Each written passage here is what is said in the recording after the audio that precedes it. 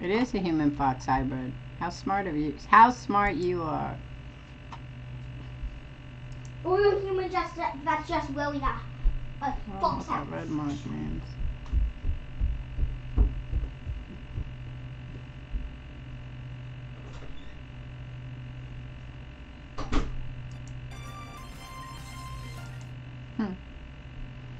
I don't know.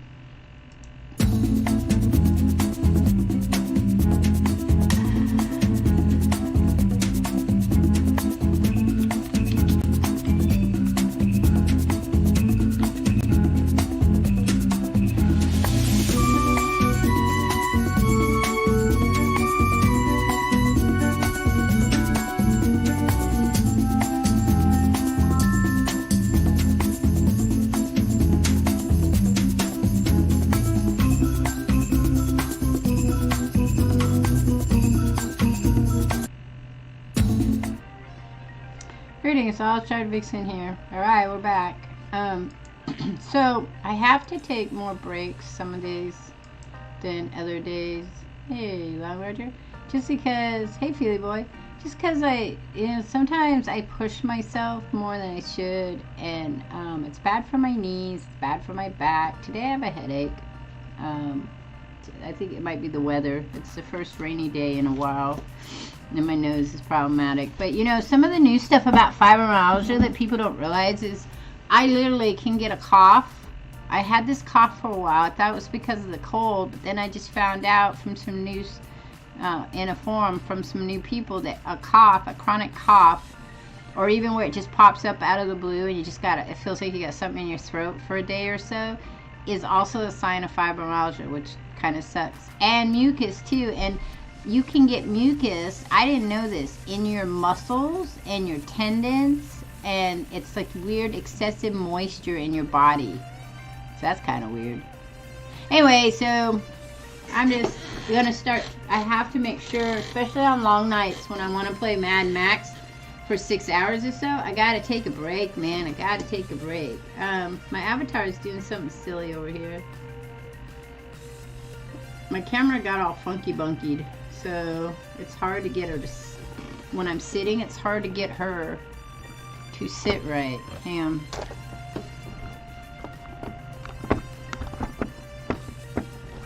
Hopefully that works. Because when I move my TV set, it moves my camera, and then my camera gets all messed up. And I am leaning back, so that's the other thing, is I have to lean back. Thanks you, Feely. I just want people to know that I have to remember to do that. And even if I kept the stream going, I need to get up, walk around. If I'm feeling tired, I need to take a nap. You know, that kind of thing. Alright, so we're back to working the floor here. Someone cursing up a storm with the fist of discomfort. And I'm telling you, the songs in my head are like weird. There's a lot of shouting coming from the center of the arcade where the fist of discomfort is being played. I remember Iris telling me all about it earlier today while I was bored to death at the ticket desk. Fist of Discomfort, or FOD, is one of the most popular games in the esports circuit. It's been a staple of the scene for over 6 years. One year, Team Wicked Prodigies took on the Unreal and came back to win in the dying seconds of a tiebreaker match to take home a record $5 million prize pot. Hi, baby. That's a lot of moolah. What is that? Money? Moolah is money. Here, give me a kiss. Tell you a secret. Love you! Now everybody knows. Everybody knows my secret and how. Okay, so how does it work? It's a hybrid of real-time strategy and button mash brawling. Fight your way down the top and bottom lanes, clearing waves and ninjas to finally topple the enemy dojo. But that's the action part. The strategy part involves using special abilities, purchased items, and ninja summons. FOD is sheer elegance in its simplicity and the way the different game systems intervene to form one masterpiece of esport perfection. Imagine if the developers see this video and if I ask an update, add you with the game as an NPC. Oh, that'd be kind of interesting. Alright, what are you going to do with your time now, baby? not time. So, summon good ninjas, punch bad ninjas, smash dojo. I'd say boiling down a rich game of action and strategy played the world over by top gamers in such a way is a bit degrading, but sure, okay. You shouldn't be able to eat your pants. Come here, what are you doing? Don't take Feather with you. Ah! All of which is super interesting and stuff, but right now all I care about is dealing with the loudmouth currently playing the game. The closer I get, the louder the yelling gets. Most of these are words that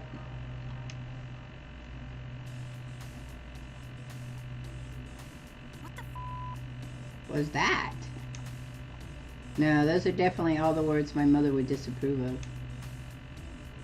You got to be fucking me.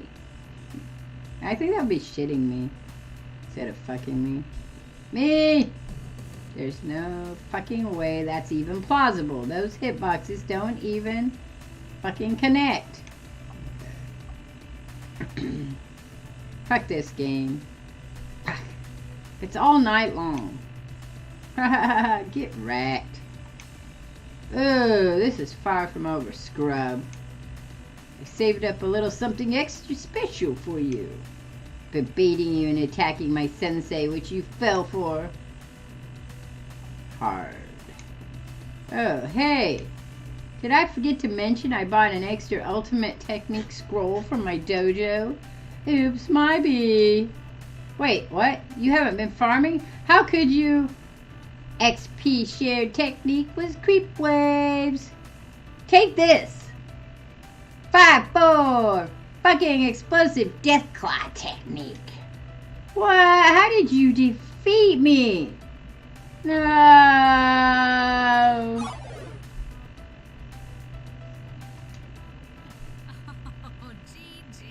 Oh, GG, father.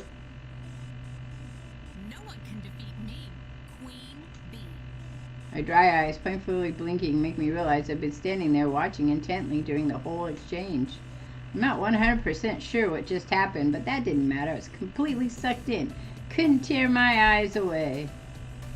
It was like watching a train wreck. I mean, if the train was an arcade game and the wreck was that guy's face.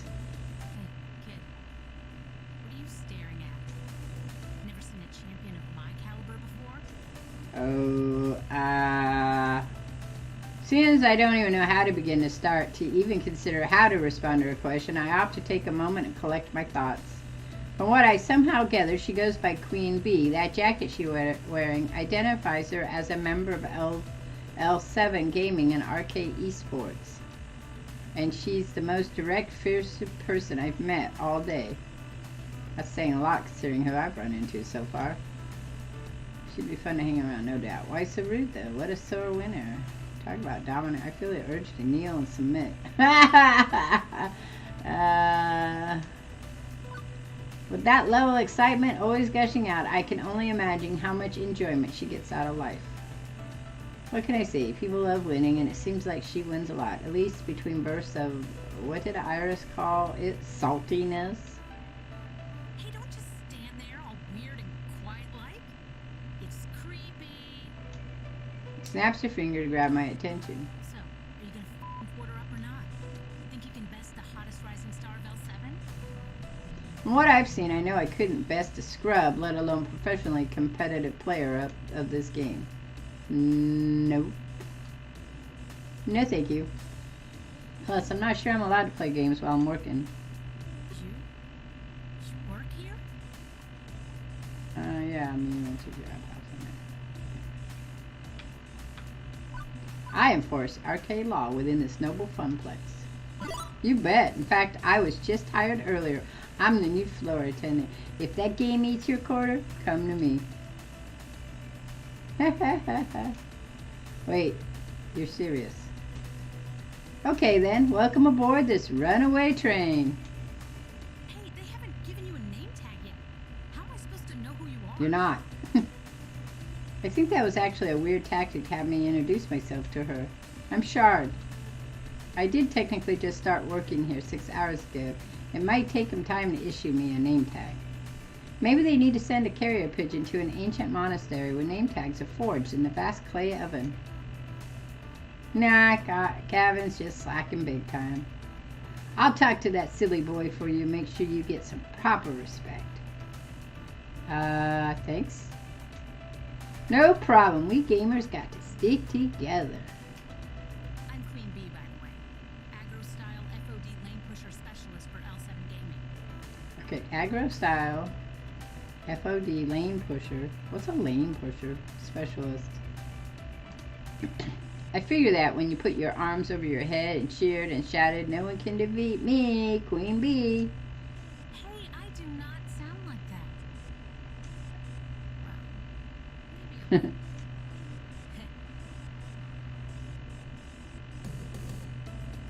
Anyway, I'm one of the regulars around here, besides Purpur and Teo. So you'll be seeing a lot of me in the future. Let's hope you last longer than the last guy. Oh great, now she's even make my job in a competition. I hope there isn't a betting pool too. You look like a smart kid. You've seen one of my many streams on the internet, right? Nope. I literally have no idea what you're talking about. Whoa. Really? Have you been living under a rock for the past decade? If you consider a small yet formal apartment a rock, then yes. Oh, you sweet child. You're so innocent and pure. Come, let me show you the path to darkness. That is the internet. Nope, nope, nope, nope.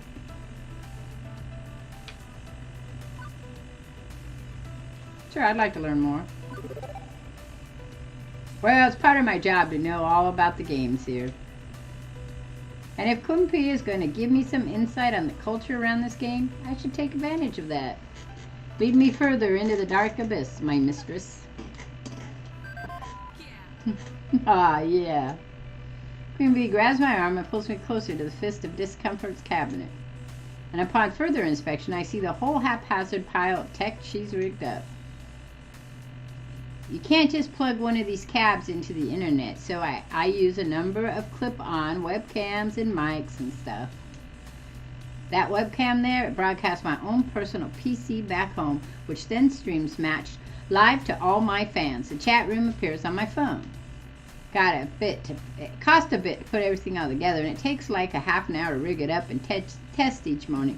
But after doing this here for a couple years, it's easy peasy. Aside from Naomi grinding her teeth at my clip-on camera's damage the paint job, I mean.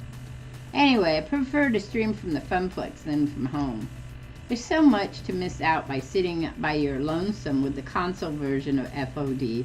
The crowds, the wicked trash talk, the community. Wait, are you broadcasting live right now? Are we live right now? Nope. Fucking no. That was part of my warm-up matches. I got a pretty big tournament coming up, so I try to get as much practice in as possible. Even if it is with a bunch of fodder. As in FODDER, as in, you know, chum. Lunch meat, scrubs, losers. I get the idea, yeah. Queen Bee sees something out of the corner of her eye and glances around the arcade floor. She gives me a nod to someone hanging near the Street Fighter cabinet. Ah, my crew is starting to trickle in. We should be starting team practice soon. Wait, what time is it? At that tone, the time will be 2:25 p.m. Eastern. Beep, beep. What the? I gotta go live in 5 minutes. Listen, kid, it's been swell. We'll chat later, right? Sure. One thing, can you keep the swearing down at least a little? We got kids around here, and I don't want you to get in trouble, Gavin. Him? But for you, I'll keep it to a PG-13 rating. Now, if you excuse me, there's some butts out there that I need to kick. Later.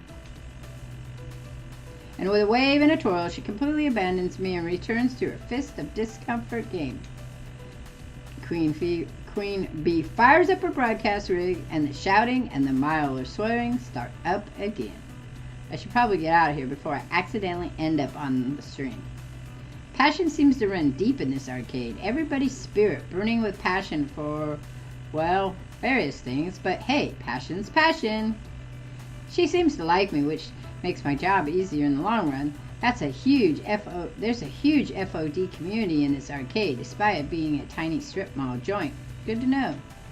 The arcade is now at peace. My work here is done. Well, actually, we're a few hours from closing time, so my work here isn't quite done.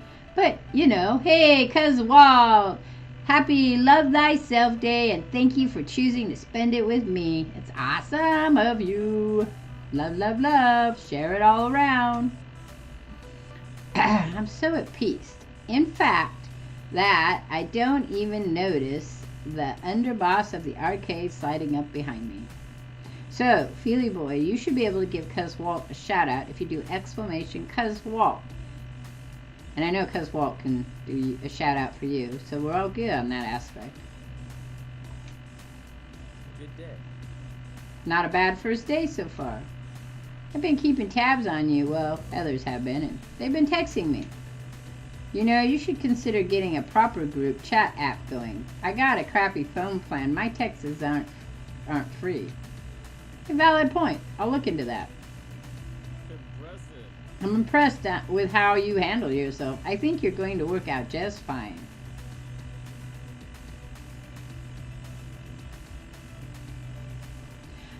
So, just so you both know, you can just do exclamation mark Cuz Walt or exclamation Feely, and it'll pop up for you because I have Nightbot commands as well. And then it'll also pop it over on YouTube. Just so you know that. I mean, you don't have to. Anyway, I've prepared your paperwork if you'd like to go sign it and make this working relationship a bit more above board. So you're staying. Please tell me you're staying. I mean, I fed you and everything. Francie hasn't fired her yet, right? An adorable nightmare joins the improv staff gathering. Shards, off to a great start. Here's to our first day, followed by many more. Don't you two have jobs to attend to? Just ordered a replacement power supply for Robotron. Nothing's left to do for the day. Not many kids around for me to entertain. Finally, a quiet moment. My dream job has been going a mile a minute since I got here. Is this my dream job? I told Francie I was looking for hope. I've been so used to life dumping all over me that I've come to expect the worst, generally. And yet, I can't say the Funplex has dumped on me. It's been hectic at times, a little too much, but not really in a bad way. I'm starting to get along with my coworkers. I'm helping people with their problems. It's only been 8 hours, if that. Maybe I'm finding the hope I was looking for after all. It's like speed dial. We're on speed dial here. We've only got a few hours to closing and it's nice and quiet. How about we game a bit? Speak for yourself. Still got paperwork to handle. Aw, come on. Don't act like you don't game. Irrelevant. I know your dirty little secret. What? Naomi. You sneak in early every morning to play pinball. You're a pinball wizard.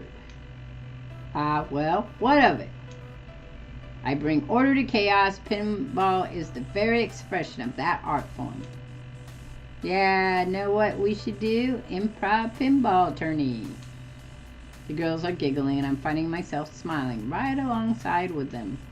All in all, not a bad way to end my first day. She pocketed that $3,000, man, and nobody's asked her for it back? By the way, I booked a birthday party for this afternoon. The looks of confusion, outright terror on their faces, all laughter dying off immediately, are vaguely concerning to me. Sorry, I meant to tell you, dears, but I plumb forgot. A birthday party? How old are the kids, may I ask? It's her 5th birthday. Oh, to be young again. For 5-year-olds? Naomi starts pulling at her hair, eyes wide and trembling. Throwing skeet balls overhand into the glass, jumping up and down on the pinball machines, putting chewing gum into the coin slots, pulling at my costume, tearing off pieces of it. Naomi, Ashley, keep it together. We've survived kids' birthday parties before. Doom! Doom! The end is nigh! I hate to get in the way of all the fun. Yep, it's time for my afternoon nap anyway. Right. Battle stations, everyone. I'll take the ticket test so I can oversee operations. Ashley, get the kids. Naomi, watch for hardware damage. Shard, roaming duty, look for trouble. Do what you can. Prepare yourselves. They're coming! Like an oncoming tidal wave, the rumble is felt before it is seen. Parents pulling in the parking lot, minivans disgorging kindergartens, and suddenly... kids! I love kids. I don't know what people have a problem with. An explosion of small humans rushed the doors, bursting in the arcade before scattering every which way. Even before any of them get tokens, they're grabbing at joysticks, mashing buttons, eager to get their game on or even just pretend to be playing. The crew assembles battle stations. Naomi by the fragile pinball machines. Ashley near the door, trying to distract the incoming kids to greet them. Gavin, armed with pre-stacked $10 rolls of tokens, quickly exchanged them with adults. Beats waiting in line at the change machines. As for pro gamers, well, Queen Bee and Teo's friends bolt for the exit, abandoning them. Keen on getting out ahead of a surge of kiddies, I guess. That's all very well and good, but I've got no idea where I'm supposed to be. Roaming duty, Gavin said. Look for trouble, Gavin said. I mean, I was doing that before, but now the chaos has multiplied.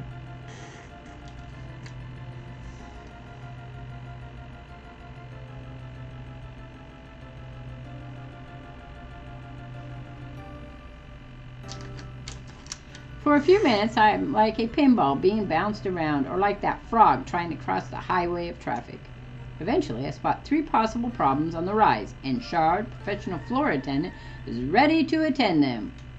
Which one of these should I tackle first, though? I may not be able to deal with them all in time. 2 kids fighting over a box of cupcakes near Naomi and Ashley.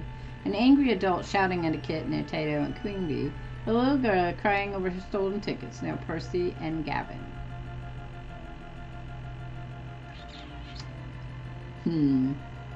Let's go with an angry adult. The sounds of hardship call to me from the Fast Cars 5 racing games. Shouting adults and crying children are never particularly good signs, and I hope beyond hope that I can take this on. I shake the discomfort off. Now is not the time to doubt myself. I need to find out what's going on and stat. As I get closer to the revving of engines and the clacking of shifting gears, the scene of grow room and berating a cowering boy.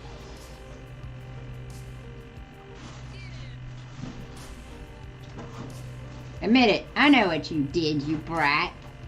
You manipulated my precious son to put his tokens in your game. You should be ashamed of yourself. I'm sorry. Children like you are an absolute worst. Garbage. Madam, keep your voice down. There's no need to shout at a child, no less. What's going on here? This jerk of a boy told my sweetest beyond sweet Josh that he should put his own tokens in the racing machine so he could play it for free. Josh earned those tokens from his own allowance, and I won't let some devil child steal his money. Let's just take a moment to calm down, okay? Before I say anything else, I spot Queen Bee and Tito out of the corner of my eye. Queen Bee looks infuriated, and Teo has buried his face in his hand. Actually, now that I stop and think about it, they might have some insight. The racing games are right next to Showtime stage, and Teo probably had a good vantage point of the whole thing if he was dancing on stage. And just by the way Queen Bee's burrows are furrowed, I can tell something's not sitting right with her. I could ask one of them for help, or I could try to solve this one by myself.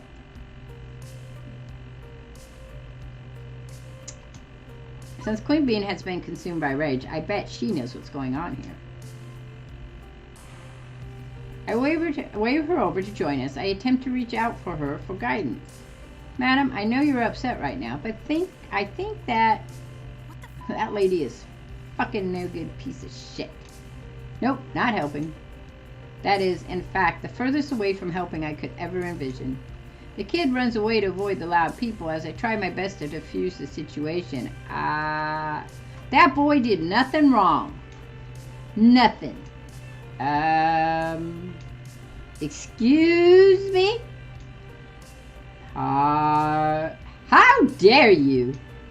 There is no way I'm getting a word in between these two. I sigh and resign myself to watching it play out. How dare? How fucking dare you for yelling at that kid? I don't care if he did what you claim or not. You got no right to traumatize him over it.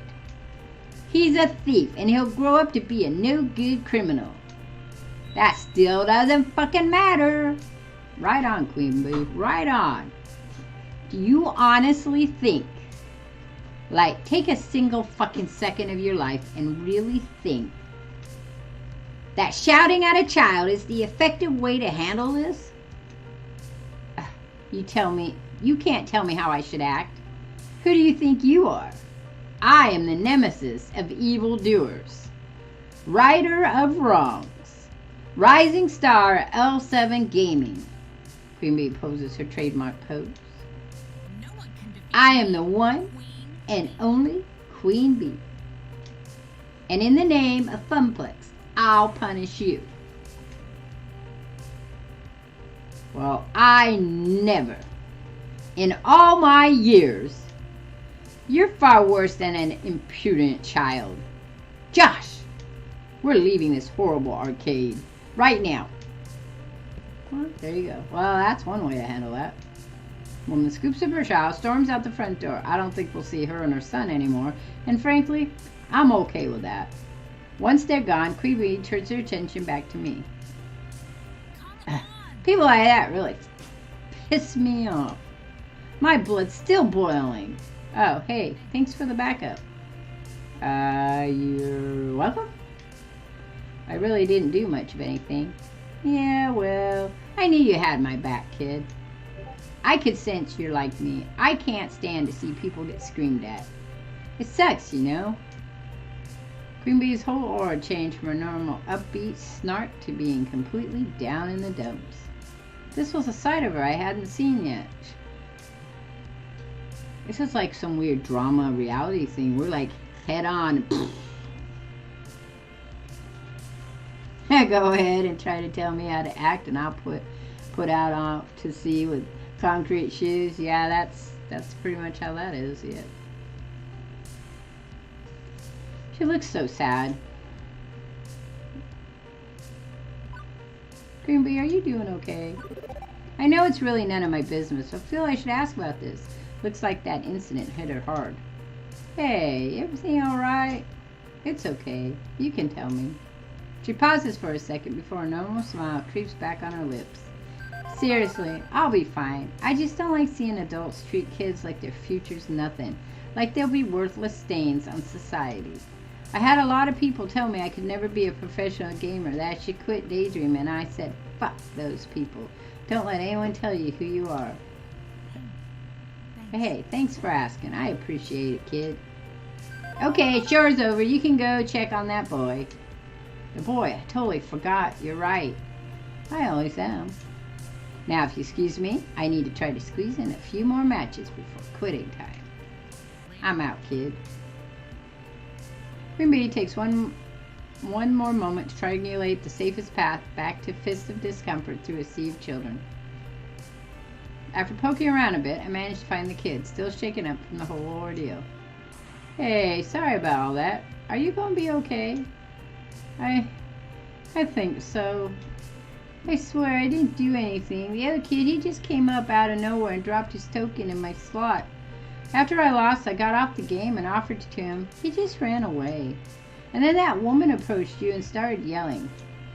Boy nods, wiping his snotty nose on his shirt. Uh-huh. Well, if it ain't a consolation, that bad lady's gone, and I don't think she's going to ever come back. Especially after the way the Queen Bee burned her. The boy, cheeks still streaked with tears, lets a smile spread on his face. Thank you, and I'll tell the other lady thanks for sticking up for me too. I nod and the boy scurries off and joins some of his other friends. Right, that's that, sorted out. But the other two situations are about to spin out of control. I've only got time to deal with one of them. Which one? Well, which one's more important? Two kids fighting over a box of cupcakes, or the little girl crying over her stolen tickets? We're gonna go with the little girl's crying over her stolen tickets. I'm thinking that's gonna work itself out. If it doesn't, it's the way life is. I weave my way through the waves of children towards the skeet ball machines. I love how they all have trademarks. One little girl sitting at the end of skeet ball ramp crying. No parent in sight to settle her, so the task falls to me. I'm guessing I should be more cautious about this sort of thing. What with lawsuit, happy parents lurking over by the vending machines, ignoring their kids, but floor attendant Shard decided to take the case all the same. Hey, my name's Shard and I work here at the arcade. What's wrong? Can I help? Her sobbing pauses as she looks up at me. I lost my tickets. Someone stole them from me. That sucks. I played and won a bunch of them, but then I put them down and I was talking to a friend, and now they're gone. I glance around, but in a sea of kids, it's impossible to tell who the thief could be. I don't even have any more tokens to use. I said I want a speedball and my tickets are all gone now. Easy. We'll figure this out somehow. Although I got no clue where to start, to be honest. Maybe there's a witness to the crime. Percy would have had a good view of the redemption game area based on where Moopy's position. Gavin has the ticket desk, a veritable crow's nest for the whole arcade. He could have spotted something, or I could just bend the rules and solve this directly. I'm going with Gavin, man. Nope, not going to mess around with this one. A theft is a serious business. Wait right here, okay, kid? I'll go get help. We'll get to the bottom of this, I promise. Okay. I duck to the crowd, leaving my way back to the ticket desk. Hey, Gavin, that girl over there? Boy with red hair, currently playing Frogger. He took her tickets when she wasn't looking. Wait, you saw? Of course, what of it?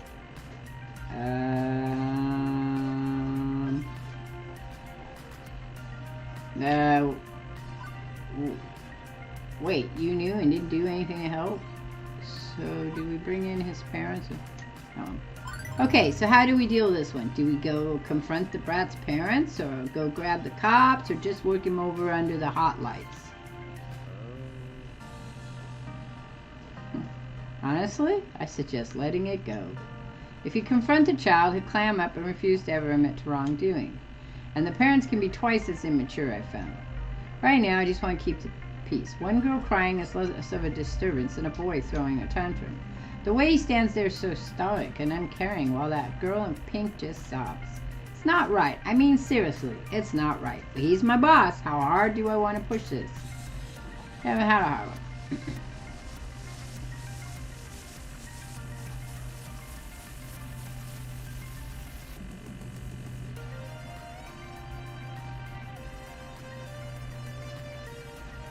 Oh, I don't know. Should we go with that one or this one? Gavin had a heart. What makes her sadness less important than that boy's potential tantrum?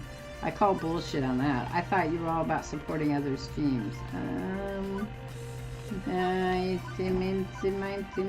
Which do we want? I don't know. Let's go that one. Come on, Gavin. So you'll let one customer feel like crap, just avoid having another customer maybe feel like crap. Thief, may I add. That's keeping the peace, and there's keeping peace, and then there's allowing suffering just because it's the path of least resistance.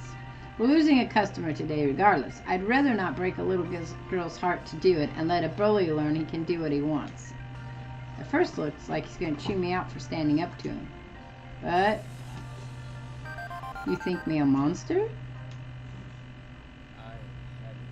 Of course I feel bad about this. I feel bad for her, and he shouldn't get away with it. I'm just trying to protect the arcade as a whole. Then do it. Protect the arcade by protecting the gamers and their dreams. He sighs like a stress relief valve, yawning open and closed. Indeed. You're right, of course.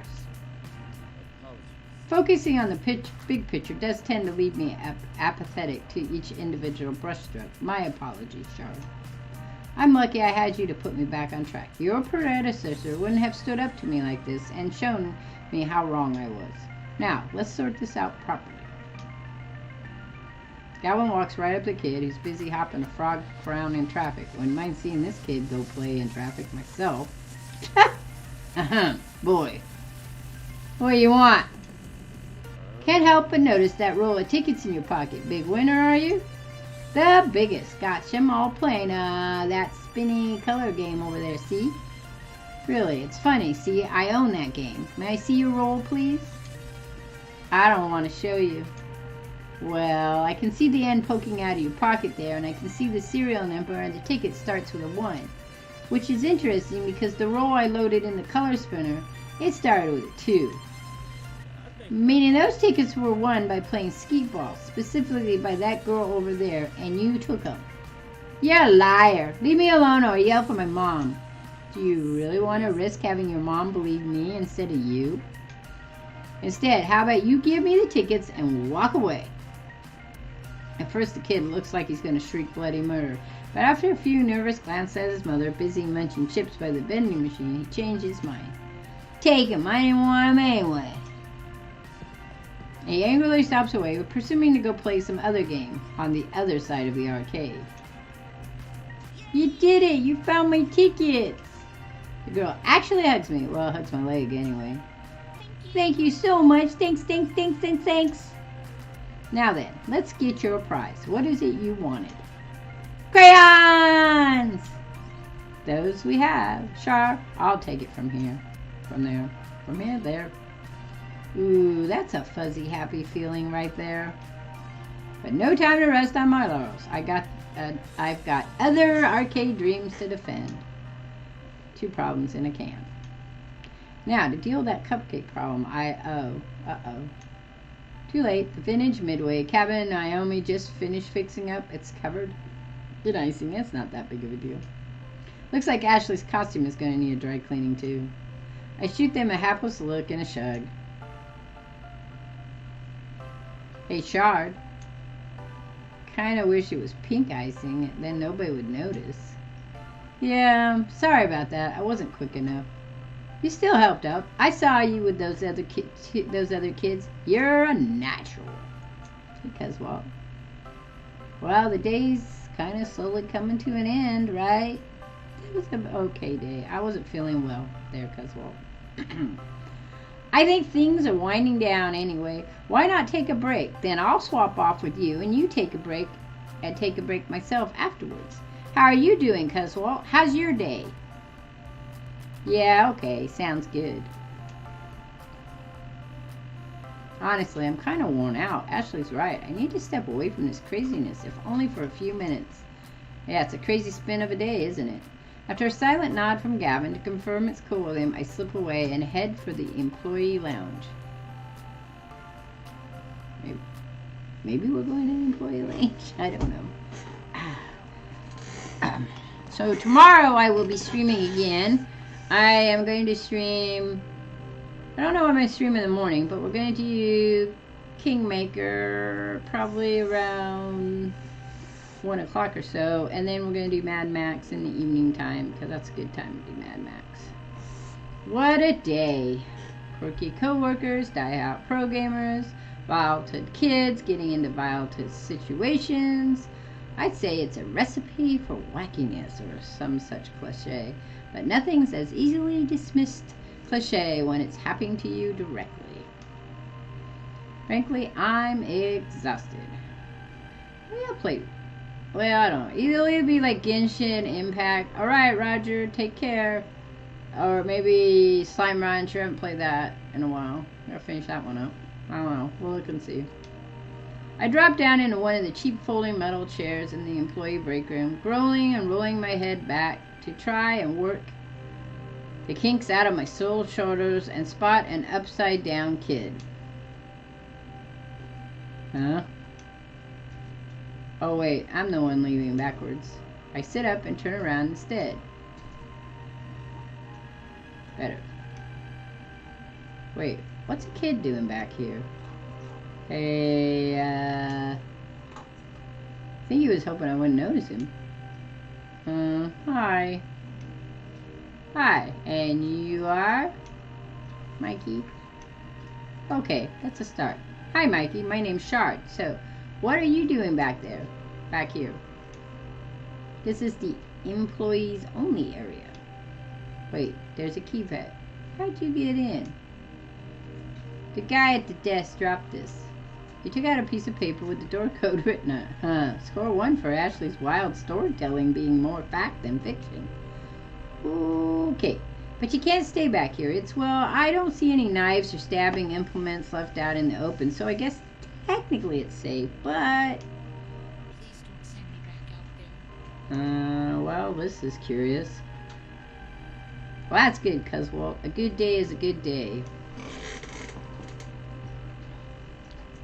And, Feely, you have a good day, too. Even if it's just starting. Hang on, guys. Gotta do this.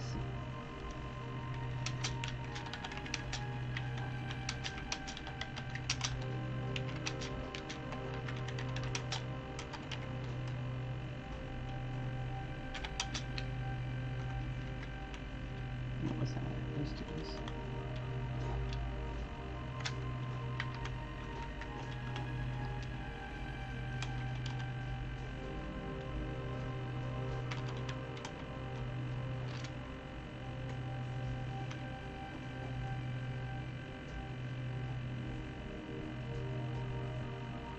This work. Nope. There we go. Alright. I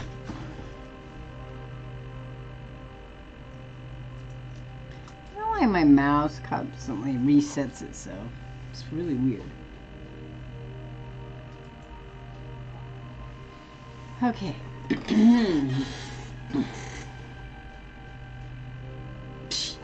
I don't like burning mouths. You enjoy that burning mouth there, cause well, it's nasty. It hurts. Oh, considering mine burns all the time. Well, this is curious. I lean in so we can be at the same eye level. Something wrong? You can tell me. I work here. I'm the guy who solves problems. No problems. Just don't want to go out there. You don't want to play with your friends? It gives me the most cynical, bitter laugh I've ever heard out of a kindergartner. I don't got any friends. I don't know anybody here. Where the hell did you come from? My family just moved to the city, and before that we lived in another city, and one more for that, but I was too little to remember. Mom told me to come to the party anyway, and I didn't want to, but she took me anyway. And she left because she's got to work. New kid in town, huh? He nods mutely. Still, should have busted him then and there. Brought him back out of the party where the other parents could have supervised him. I should have told Gavin. I should have enforced the rules of the arcade. Okay, kid, I won't tell on you. If you want to stay back here for the rest of the party, I'll keep you company. Thanks. You really won't tell my mom? Nope. Why? I thought you wanted to make me go. You're an adult, like Mom. Well, hey, I wasn't always an adult. I was a kid once. You might snow there. It rained all day today here. Hey, I was a kid once. The new kid in town, in fact. You were the new kid? Yeah, although for me that started happening back when I was 10. Again and again, moving from town to town, school to school, never really making any friends, not for years. Mom and Dad kept losing jobs, taking new ones, worse ones. They'd be working all day long, too tired when they came home to do much of anything. After years and years of this, I stopped hoping things would get better. I decided I'd just take what I could get. I'd go with the flow. What's that mean? It means you don't care. Some things are good, some things are bad, but you don't care. You just do what you have to do without really being sad over it. But that sounds so sad. You weren't sad? You're sad you never care about anything, right? I guess I was sad. I told myself I wasn't going to be sad, even though I really was. And then I bit my tongue hard. Because my little involuntary trip down memory lane was not helping this cat out. Wouldn't have helped little Charlotte out if the adult did this to me. So instead I decided to be the adult that little Charlotte would have needed. Is Mom? Is Mom? Hang on, what? When you're done with this, can you look up the Showdown Alan Becker? It's literally the most BA Alan Becker animation. Is it a new one? Well, No, I already it's- seen the Showdown one. I have it on my Discord. You know, your mommy loves you, Mikey. She loves you very, very much. When I was a kid, I was mad at my parents for moving all the time, taking different jobs. It made things very hard on me. But now I'm older, I know they were working hard because they love me. They wanted the best for me, and were doing their best to get it. Life can be hard. Sometimes it's just no fun. But there's one thing that's always there. Love! They love you. Love, love, love. All we need is love.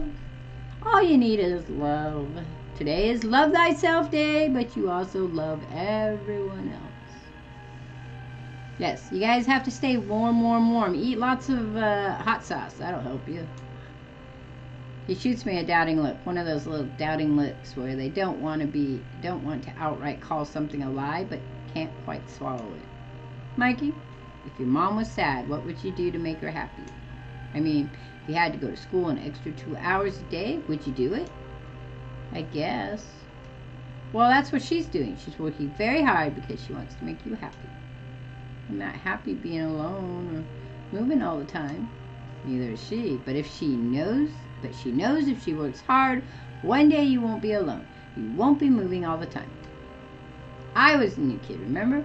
And now I have a home with my best friend and a good job. I work at an arcade. How cool is that? It wasn't easy, and my parents were often sad, and I was often sad. But we pulled through, and so will you. Just remember, she loves you, and you love her, and that'll get you through the sad times. Huh? It's not a great answer. It doesn't solve the problem, but it does make things a little easier on Mikey. From his long sigh, I can feel him releasing his sadness before offering a little smile. Not a big goofy grin, not the high of happiness, just a simple understanding. I love Mommy. It's sad a lot, but I know it's not always sad. And even if she left me here, I know she's coming back. Or we hope. We hope. Oh, look at the little robins Cuswalt shared. Those are cute with the little big red-breasted. They look like little hearts from here. I don't know what those are. What's that one? You got birds all over the place. Are you bird brain today? Hey, you know what? You still got some time to enjoy that party. Even if you don't want to talk to the other kids, there's a lot of games you can play. And hey, maybe you'll get to know someone while you're playing a game. Arcades are great for that. I'm sure a lot of them have sad times too, and they could use someone to play with someone who understands. And this kid's only 5 years old, Shard. Get over it. Okay. Okay. I want to play the skeet ball games. I'll spot you a few tokens. Let's get you rolling. I take his hand and lead him out back to the main room.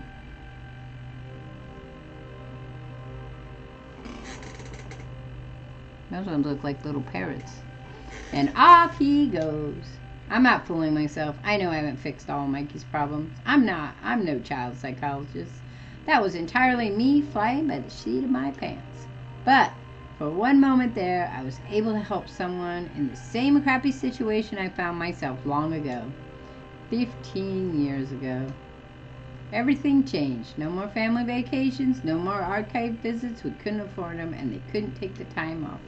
The whole Vixen family had to learn to settle, to accept the lot in life we'd been dealt, to simply go with the flow, never hoping, never wanting. How very Charlie and the Chocolate Factory. Juniper did her best to pull me out of the mire. I'd only known her for a few years, one of the few stable times in my life, but she knew the edge I'd been pushed to. Now, here I am. Today has been, well, bonkers. Alternately boring and hectic, surreal and way too real. But I can honestly say I'm more alive today than I have been in a very, very long time. Beep, beep, Shard. My emotional voice analyzes subroutines combined with your body language suggests you're very happy right now. Yeah, I guess I am. How'd you know? I just told you, silly. I mean, how'd you know I love this job so much? That's easy. I didn't. What? I lied. I was 47% sure. It has elements that seem to click with your optimal social requirements, a fun atmosphere, spirited coworkers, helping people out, and so on. I also cross-referenced your roommate's postings talking about how much you enjoyed arcade visits when you were a kid. Still 47%. But I was 99% sure that if I said I was 99.97% sure, you'd be willing to give it a try. Another thing to thank Juniper for, I guess. You're a very weird little app, you know? I try to be.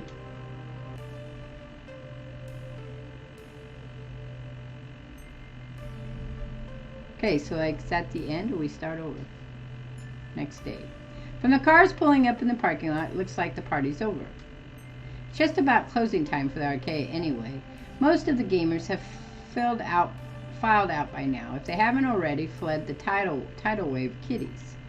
My first impulse is to go bug Gavin about my paperwork, but I can wait. I'd rather go help someone with the tidying up, or maybe see how our VIP gamers are doing. Not enough time to run around checking in with everyone, though. Who do I want to hang out with?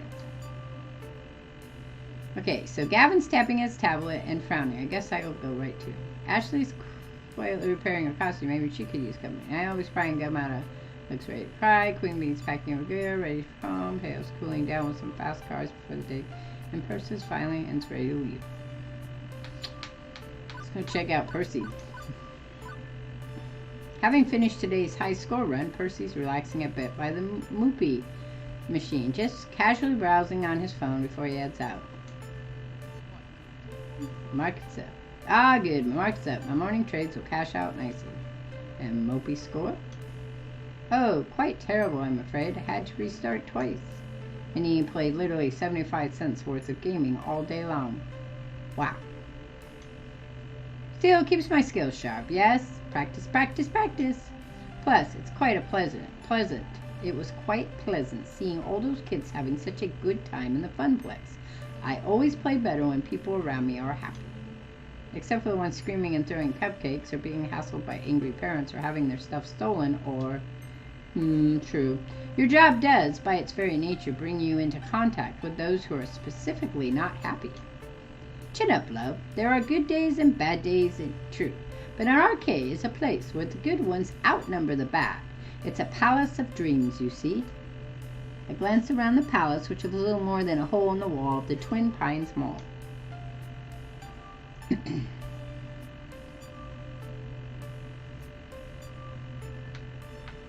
Is that why you keep coming back? Your dreams? So what's your dream then, aside from Moopy? Or is that basically it, just nailing the world record? Oh, it's cute, are we? I suppose I'm here for more than the hot quarter pumping action, more than to relish in the smiles on those around me. It's a bit more of a personal matter, and not an entirely gentle or pleasant tale. I have no intention of bringing down your bad day another notch with the story. You should focus on the here and now. You've survived a birthday party. That's worth celebrating. Well, if you excuse me, I should really be heading home now. Job well done on all that for both of us. Cheerio, then. Yes, tip-top. Cheerio, Governor. Fish and chips, Bob's your uncle, and whatnot. You know, I could simply say goodbye. That also works? Well, things winding down. There's one last thing to do to take care of before I'm out the door. I seek out Gavin to handle the remains of the day. Shard. Good work today. Thanks, boss. Mid-boss? Sub-boss? Gavin will do. I can't say you've been a perfect employee, but my standards are impossibly high, so I'll just assume you were as close to perfect as is reasonable. You came to me when dealing with those stolen tickets. Good. I want you to know I'll always be here should you need me, even if I look busy. Normally I'd have dealt with angry parents myself, but I was distracted. I've only second-hand accounts for your performance there, but allowing Queen Bee to yell at customers is questionable at best. She's volatile. I'd rather you'd have handled that one on your own, all told. I'm pleased to say that the sale of Mr. Moopy's Magic Maze for the full $3,000 will directly offset quite a few of these costs. I'm glad you consulted me on that and stuck to your guns on the pricing, even if I'd be happy to be rid of that relic entirely. Why it's still here is a good question. Was I not clear I wanted it gone? Percy didn't want to break up the family. They're machines, not people. He also didn't want Naomi to be sad. Yes, well, Naomi needs to learn to let go, I'd say. Are you giving your poor little shard a hard time? Our poor little shard a hard time, Gavin, dear? Miss Francine, I thought you were napping. Naomi's dream matters too, as does the dream of Percy, that poor fellow. Poor, isn't Percy stinking rich? Gavin, I know you mean well, wanting to keep everyone's dreams afloat. A sacrifice made in the name which shatters the dreams of others, well, that's not what Funplex is about. Chard, you understand, yes, the reason why I am here? Why I'm here. That's the question she asked me during the interview. Now I think I understand. I came here today looking for hope. Hope I could do more of my life than compromise, settle for what I can get, and go with the flow. Everybody I met today is full of hope. Gamers chasing scores, people following their passions. Nobody here is willing to give up on their dreams. Not even you, Gavin. You know we're better than this, Gavin. We don't settle, we chase after our hopes and dreams and won't accept anything less. I see. Shard, Miss Francine, I apologize. It's difficult to balance my idealism against my realism some days. But I know in my heart I need to err on the side of idealism, even if my mind screams in protest. I can assume you are still keen to work here, Shard. I didn't even hesitate before replying. Absolutely. Gavin fetches a nearby short stack of poems. Fill these out tonight, hand them in first thing in the morning. And welcome to the Funplex. Welcome to family, I'd say. I'm sure you'll fit in just fine, Shard.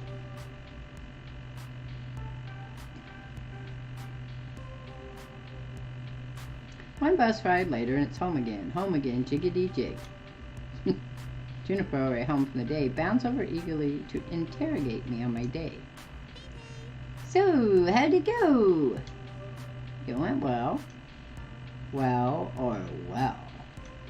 Really well. Your little app came through, despite it being terribly omonistic. Omoniscent?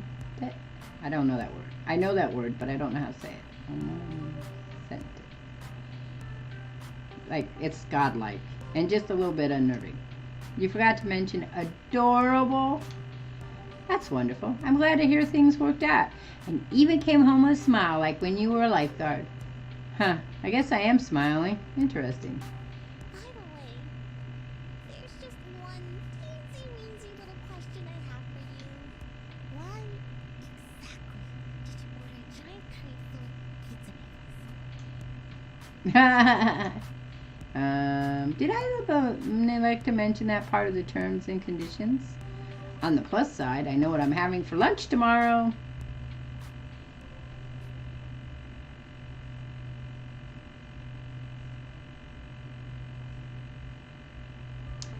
And that's level 1 of Arcade Spirits, complete.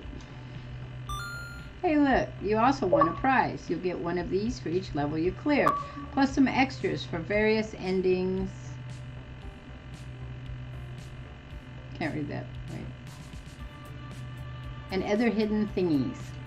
Now, let's see your score. Well, Gavin likes me.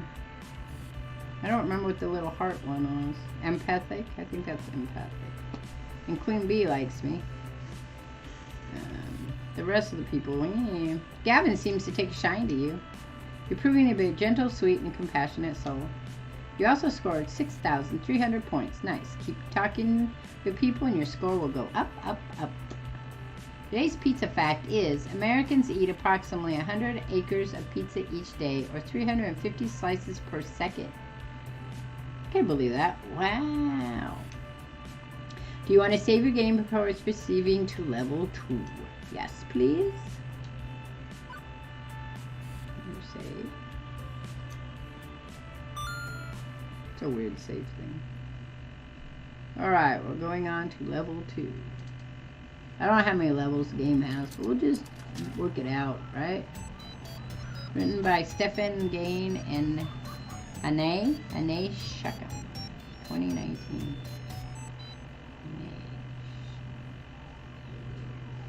Chasing ghosts. I'm chasing ghosts. We made it to level 2. In the future year 2022. And you know what thing? It's okay. It is the future year 2022. And you know what? Things are pretty okay. I've worked as a floor attendant for the Funplex for 2 weeks now. Hard work to be sure, but rewarding. In a spiritual sense, at least. I've helped Naomi repair pinball games. I've had tea with Francine while she reminisces about the far-out 1960s. I've eviscerated gamers when the kitchen accidentally caught on fire. Evacuated gamers. So I evacuated gamers when the kitchen accidentally caught on fire. Cause Walt, you've never played this game before. I find this ultimately shocking. It's definitely a game for you. I've had numerous kids puking up nachos on my clothes. I've scraped gum off any number of surfaces. I've chased what turned out to be entirely too many spiders out of a single skeet ball machine. Okay, look, I know I'm not painting this as a very rosy picture so far, but honestly, I'm happy. I'm happy even amidst the chaos and the grossness. Hey, good job, Long Roger. Hey, Long Roger, cuz Walt's never played this game before. Can you believe that? I'm happy, and that's all that matters, right? Because, well, I haven't played this game before either, so... and I probably wouldn't play it again, per se. It's not my kind of game, but it's alright. It's fun. It's probably a really great streaming game, though. Because people could interact if I had more people that interacted. So it would probably work out really well. Right, you're happy. This is the best I've seen you in ages, Shard. Before you'd come home all drained and exhausted. Now, well, you're still tired, but it's a good tired. My roommate, Juniper. She's taken to stopping by during a lunch break, whenever she could get away from her office cubicle long enough to do so. It's still hard work, don't get me wrong. But overall, it's good work. I just feel good. Totally good and stuff. Good. Agreed. Super good. Double plus good. Iris, we talked about you listening in on my conversations. What did I tell you about that? To pretend I wasn't even eavesdropping even when I am? Exactly. You know, I'd be more upset about my creepy privacy invading digital overmistress, but I have to admit that Iris really pulled through for me. You haven't played this either, Long Roger? Shh, we're not gonna call it that, okay? It is the kind of game for certain kinds of people that like these kind of games, and there's lots of them out there. I mean, Persona 5 is like this. People play that. I have that. I haven't played it. Even if she also ordered a 3-month supply of pizza bagels on my behalf. But Shard, when pizza's on a bagel...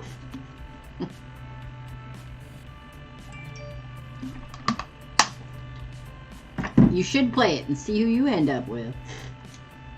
So, Juniper, how long do you have left on your break? Any time to squeeze in some pinball or something? I can spot you tokens. No can do. Our new assistant synergy manager arranged a team building exercise. I have to, like, new color bits of paper around or something and then exchange high fives. Assistant Synergy Manager. That sounds like a very big job. Nah, it's actually entry level. Good pay and right on track to middle management. Pretty cushy, if a bit dull. Funny thing is, they asked me if I knew anybody to fit in before they started advertising for candidates, and I said no. Didn't want to do that. When was this exactly? 2 weeks ago? So 2 weeks ago, right when I needed to find work, you told him you didn't know any good candidates for a well-paying entry-level job.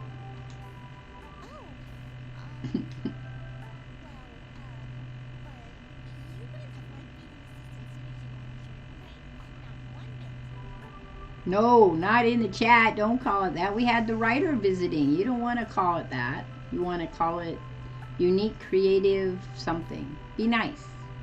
Nice is nice, Mr. Roger.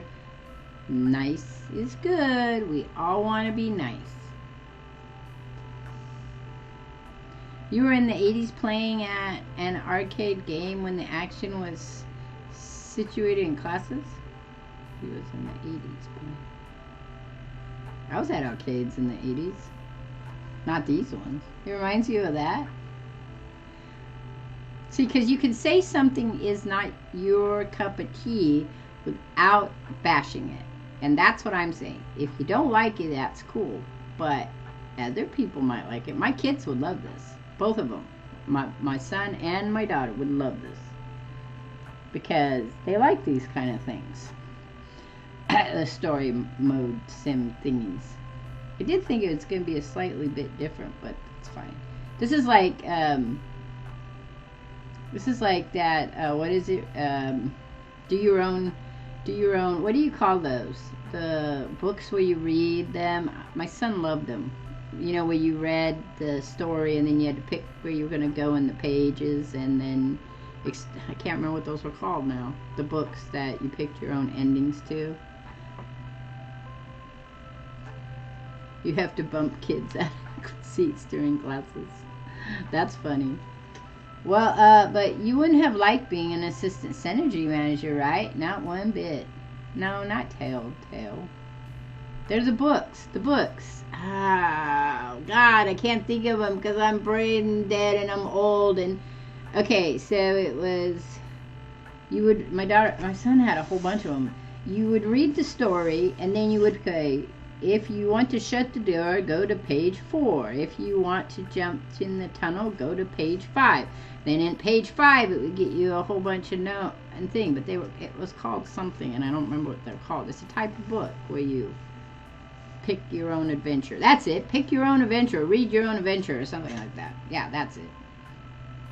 Right? Not one bit. Juniper. Please tell me you told him no because I'd already taken this job at that point, not because you forgot. Hey, I didn't forget. I just, didn't bother telling me about the open position. I mean, you'd already had so many jobs you hated. I knew you hate being an assistant synergy manager, so I didn't feel the need to tell you. And it all worked out, right? You just spent the last 5 minutes telling me how happy you are here. Not a lie. I was happy here, indeed. Also not a lie, having packed pizza bagels for lunch after having pizza bagels for breakfast because we barely had enough money to cover the rent this week pulled together. Also not a lie, Gavin constantly hiding the numbers from us, insisting things were fine, all while dryly joking about perpetually being on the edge of crash and burn. Also not a lie, that every time someone in my family tried to chase after happiness instead of stability, we fell deeper and deeper into debt and misery. Jard, say something. You're scaring me. Well, I lost my lifeguard job. I barely reacted. Didn't care that I was impoverished again, facing an uncertain future. I guess one of the nasty side effects of no longer going with the flow is no longer being numb to the reality of your situation. But I shouldn't feel upset. I've been generally enjoying my new job. It restored my sense of hope that my days can be something to live through, not just endure. I have no right to be angry or upset at losing an opportunity at a safer, more stable future. Right?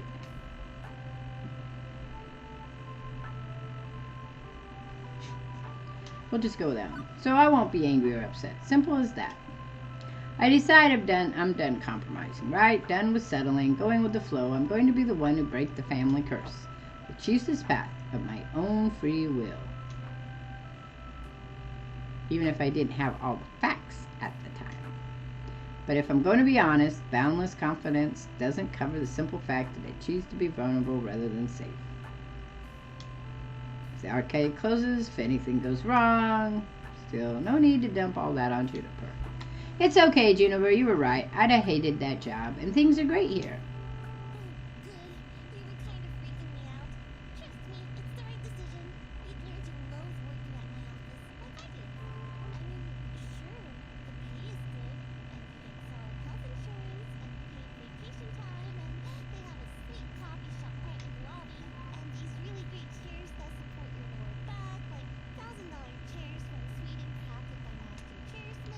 Juniper, I said it's fine. Everything's fine. Honestly, I'm okay. I mean, I won't deny that that job would have been a safer bet. I want to contribute my fair share to the apartment rent, you know? But what's done, done. I'd rather look forward than back.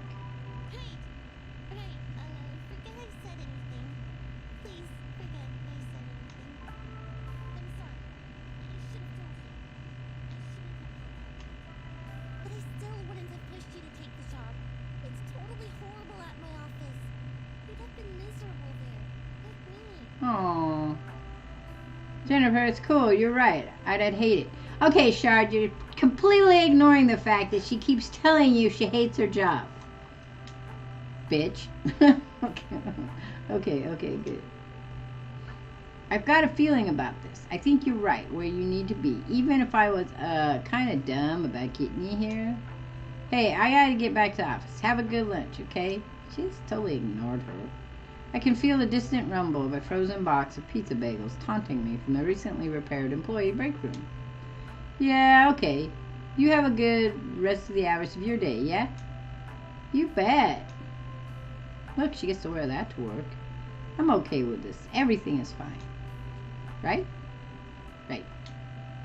What I need right now is a distraction, and frozen pizza bagels are most certainly not it. My pocket mint is really slim, but I think I need to step out for some fresh air and treat myself to a better lunch than that. And hey, maybe some company too. Nice and distracting talking to someone about anything other than this. Let's see, who's available? Percy's taking a break from his score chasing. Queen Bee's between matches right now. We're gonna go with Percy. I know Percy's cool with people interrupting his mopey mania, but I still prefer to wait until he's taking a break between rounds.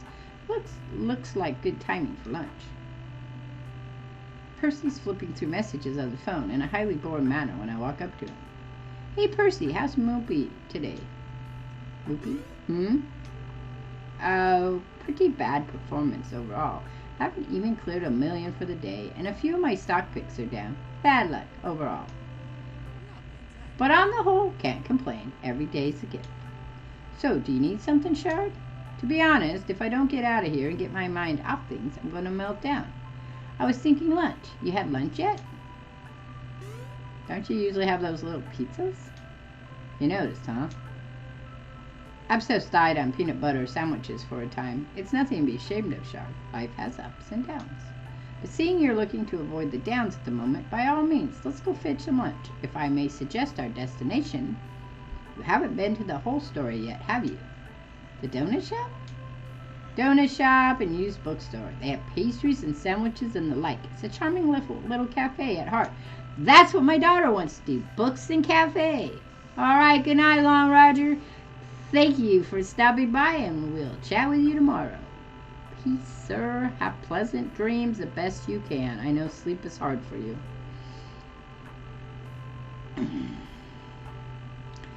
If you'd be kind enough to accompany me, unless you'd rather we have little pizzas. Donuts and books, a winning combination. Well, we wouldn't be serving donuts in our little cafe.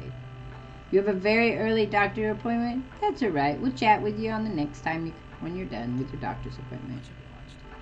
Then let us be off. Despite coming to this little strip mall for 2 weeks, I hadn't actually visited our neighbors. Mostly I did whatever I needed doing. Took orders from Gavin, lent a hand to Ashley and Naomi, things like that. Whatever the job happened to call for. No more, no less. I couldn't say I'd been part of any community outside the immediate circle of my coworkers, whereas the others visit Whole Story frequently. Percy leads the way into a shop that smells strangely of dusty old books and sugary sweetness. I don't think I've ever been in this little independent bookstore. Or a bookstore at all, for that matter. It's 2022. Who buys books in a brick-and-mortar stores anymore? Well, we're kind of hoping lots. But despite the subdued atmosphere, compared to the arcade, there are customers present and counted for, sipping coffee, reading old tomes, and yes, munching donuts. Percy secures a tiny table for us before directing me to the bar. Hang on. What the heck is up with this menu? It's organized by the Dewey Decimal System. I'll have Douglas Adams. Don't worry, they know my order. And it's my treat, yes? I mumble out a thanks, trying not to make a big deal out of it. Cash is tight, and boutique cafe pastries won't help my situation much. A pair of middle-aged guys wait to take my order. Hey, I'd like, one super sweet glazed chocolate sprinkle special surprise with orange juice. You know what? Surprise me. What's your favorite donut? Surprise me. What's your favorite donut? Hey, what's good? What's your favorite order from the menu? One Terry Pratchett coming up. Jam pastry with clachy and coffee. Well, the jam pastry sounds nice. The second fellow puts together my order and also drops a small paperback book on the tray featuring a many-legged wooden travel trunk on the cover. I'm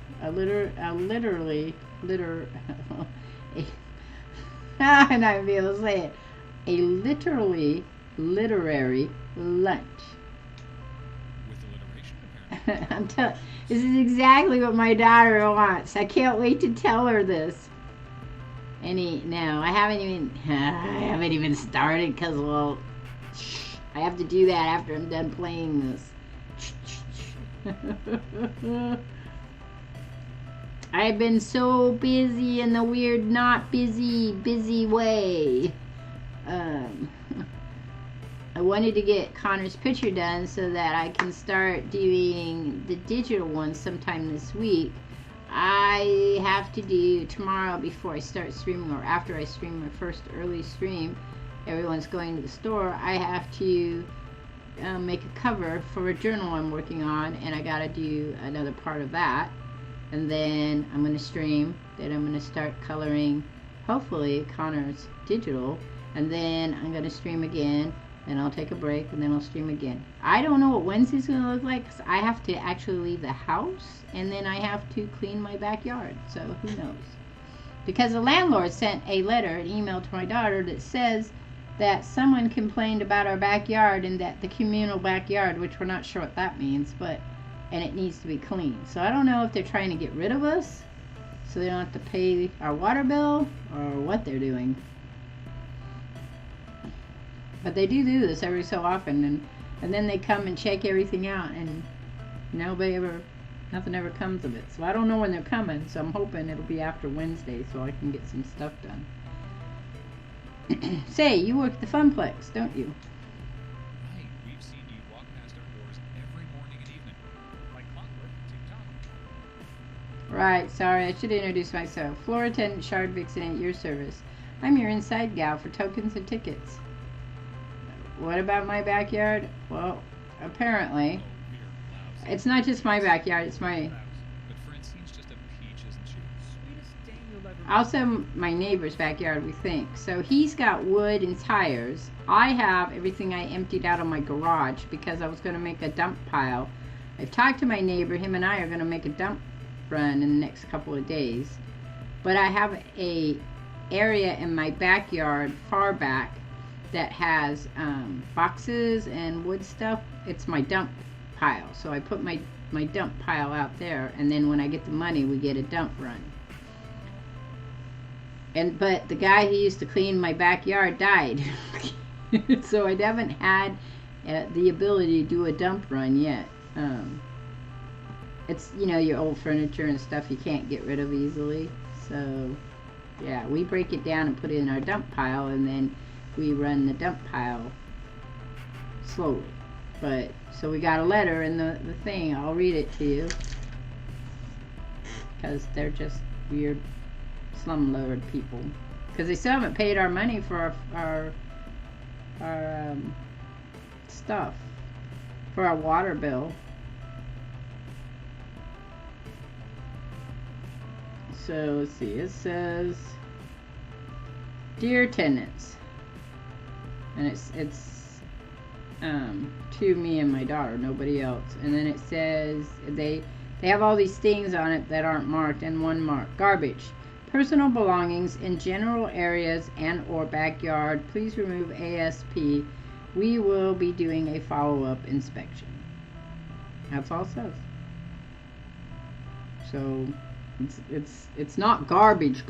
It's just wood and boxes and stuff like that goes to the dump. And normally I make a dump run every 6 months, but the person that was making my dump run died. So now, and I just cleaned out my garage, so I have a new bunch of stuff out there. So I'm not sure who's complaining where, but we get them periodically. Somebody complains because we've pissed somebody off. So I'm thinking that whoever left that animal thing about the animals might be complaining about the chickens, but they can't. No, they're not going to pick it up for us. I'm going to have to. They will give us a 1 month's notice we have to move out, or 2 weeks cleanup notice, or something like that. So I'll just go out there and clean it, because my daughter's not going to have time. She has to go to work, and my son has to work. So it's just going to be me, and I'm going to go out there and clean stuff up. And then I'm going to pay my neighbor to do a dump run, and then we'll just throw everything in his trailer, and it will all be gone. But I have to get the money for my daughter to do that, so, because I don't have cash. So, and he's not reliable, as in be here tomorrow kind of thing. I have to get the cash and then tell him when to be here. So it's just one thing on top of another thing and on top of another thing. Sometimes I just get so many things on top of me. And my daughter's done nothing but work now 5 days in a row. She doesn't normally work 5 days. She works Thursdays, Fridays, Saturday, some Sundays. But now she's worked Sunday, Monday. She'll have tomorrow off. She's supposed to have Wednesday off. Hopefully that'll be good. I mean, she's done well over like 50, 60 hours, but now they're going to have her start cooking too, because they're low on cooks. And that is the story of our lives. Okay. Regardless, welcome to the whole story. So this is so funny, because my daughter wants to do the Wytching Hour. I'm going to have to tell her she has to play this game. She's got to play the game. She wanted to buy it anyway. It is. Today's a busy day. Both of my kids are probably working well past their normal hours. So. I'm Ben. I'm Matt. No relation to the actors, although they're cuties and so are we. Oh, stop. Stop being cute. Apparently sugar is available in forms other than round and holy. Anyway, don't let us stop you from having fun on your little date. Wouldn't dream of it. It's not a date. Just friends then? Friendly friends on a play date? Maybe the real date was the friends we made along the way.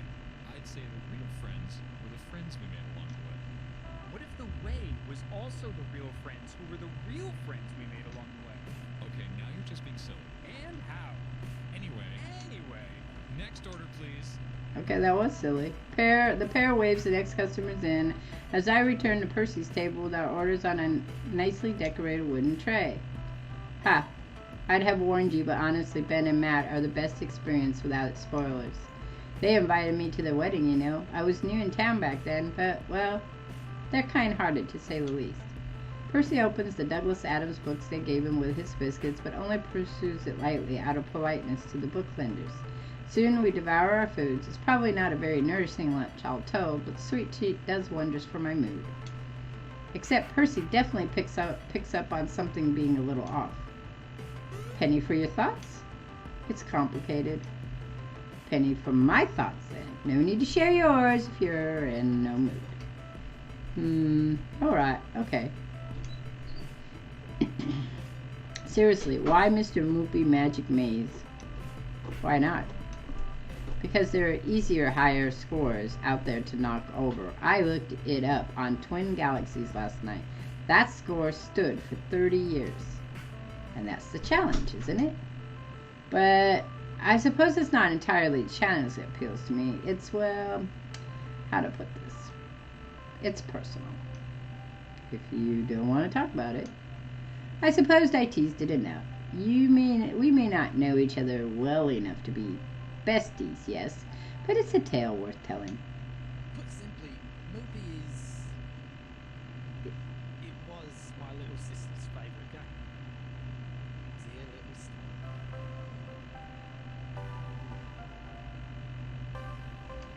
My sister was a child prodigy. Leap ahead of the curve in every respect.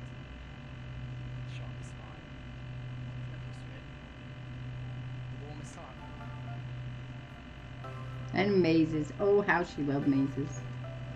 She had a gift for pattern recognition and optimization. A gift and a passion that thrilled her to no end to take on a mental challenge and defeat it soundly. We got her books and books filled with mazes and puzzles, and she'd clear one of them every day, always wanting more to fill her dreary hours, but only so many mazes. To solve the problem, I got her a handheld game console and a copy of Mr. Moopy's Magic Maze. Honestly, at the time, I knew next to nothing of video games. A friend of mine in arithmetic class suggested. I took every scrap of pocket change I could muster buying the game for her. My family had next to no money, you see, a nobody family in a nothing village. Well, I suppose you can relate, yes? I can relate, yes.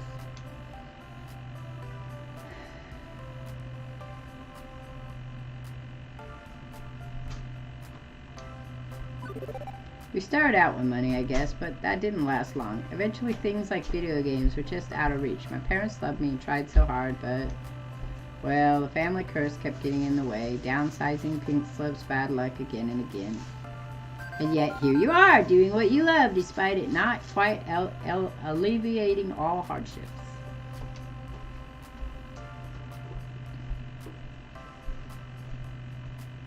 Really, you've done a couple of different types of jobs since I've known you.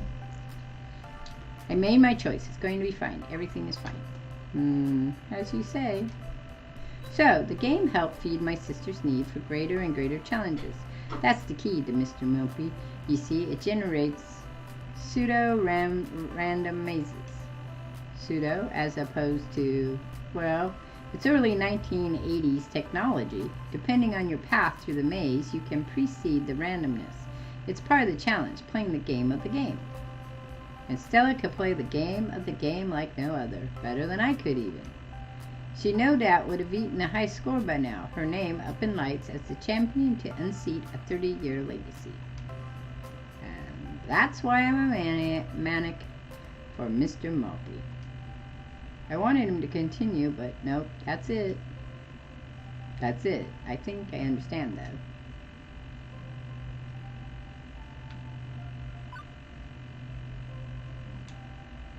You keep using the past tense when describing your sister.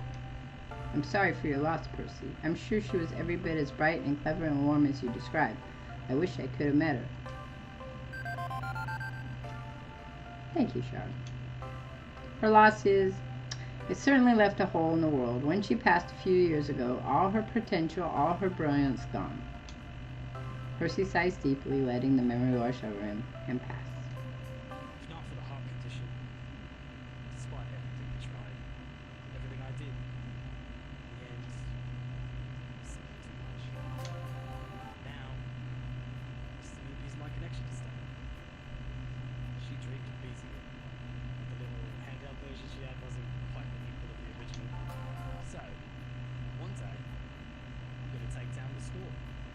I'm going to do it in her name. I'll put her initials at the top of that scoreboard. S.I.S. 3.5 million points. By Percival James Sinclair. Earned in honor of Stella Isabel Sinclair. Cool. I know that on that day, somewhere she'll be smiling at me and saying, "Good show, Percy. Good show." In spite of the sadness of the story, I can't help but smile at the ending. Well, On the day you beat the score for our floor attendant Shard, we'll be there to cheer you on. Thank you, love. It's appreciated. Beep beep. Beep beep, Shard. Lunch break's over. Back to the grindstone, eh? The arcade's not that grindy. Curious. Well, if you'll pardon the obtuse observation, you do seem to be going through the motions. Huh? No, I'm not. I'm having a blast there. Are you doing what needs doing? Yes. Of course, I'm a diligent employee. I suppose it's a question of ambition, but it's not my place to judge, and you've work to do, yes? Go on, go on. I'll return the tray and our books. Can't say I get what he meant by that, but he's right about one thing. There's work to do. I take my leave and return to the funplex. Ba-ba-da-ba-ba-ba-ba. Deep thoughts all the way around. Time for the afternoon shift. That's usually when things heat up. After quiet mornings, more kids coming in after school, more pro gamers rolling in with the crews. I headed back to my desk, ready to take care of what needs taken care of when I am intercepted or route.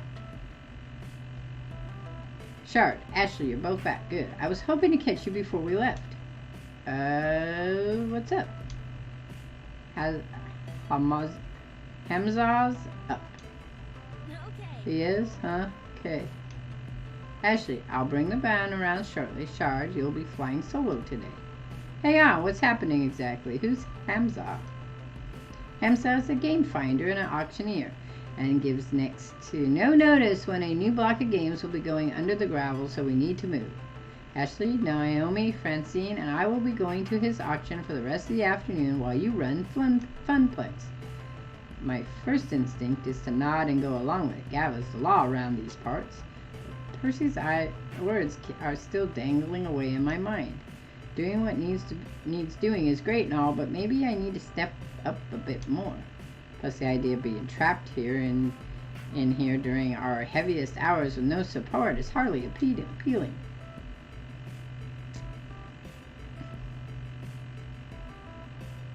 Hey, what gives? I want in on this one too. Whoa, what if I want to come along and see this auction myself? Come on, I'm never going to learn the business if I don't take a bigger role. You're a floor attendant. Your place is on the floor. That's patently unfair. I'm a floor attendant too, and you're dragging me along. I feel like such a third wheel at these auctions anyway. Let Shard be the third wheel and let me handle the floor. I'll be the finest third wheel you ever met. Trust me. I want to do more than I've been doing. Different things, new things. Show some incentive, like... I suppose it wouldn't change much to bring Shard instead. But no costume time today, Ashley. I need non-plush fingers on duty in case of ticket jams. Pinky can stay in storage for the afternoon. I'm just happy to be helping folks out one way or another. I need to get the van. Wait out front, please. Whoop, whoop. We'll probably be closed by the time you get back, so I'll see you in the morning. Floor attendant Ashley, away!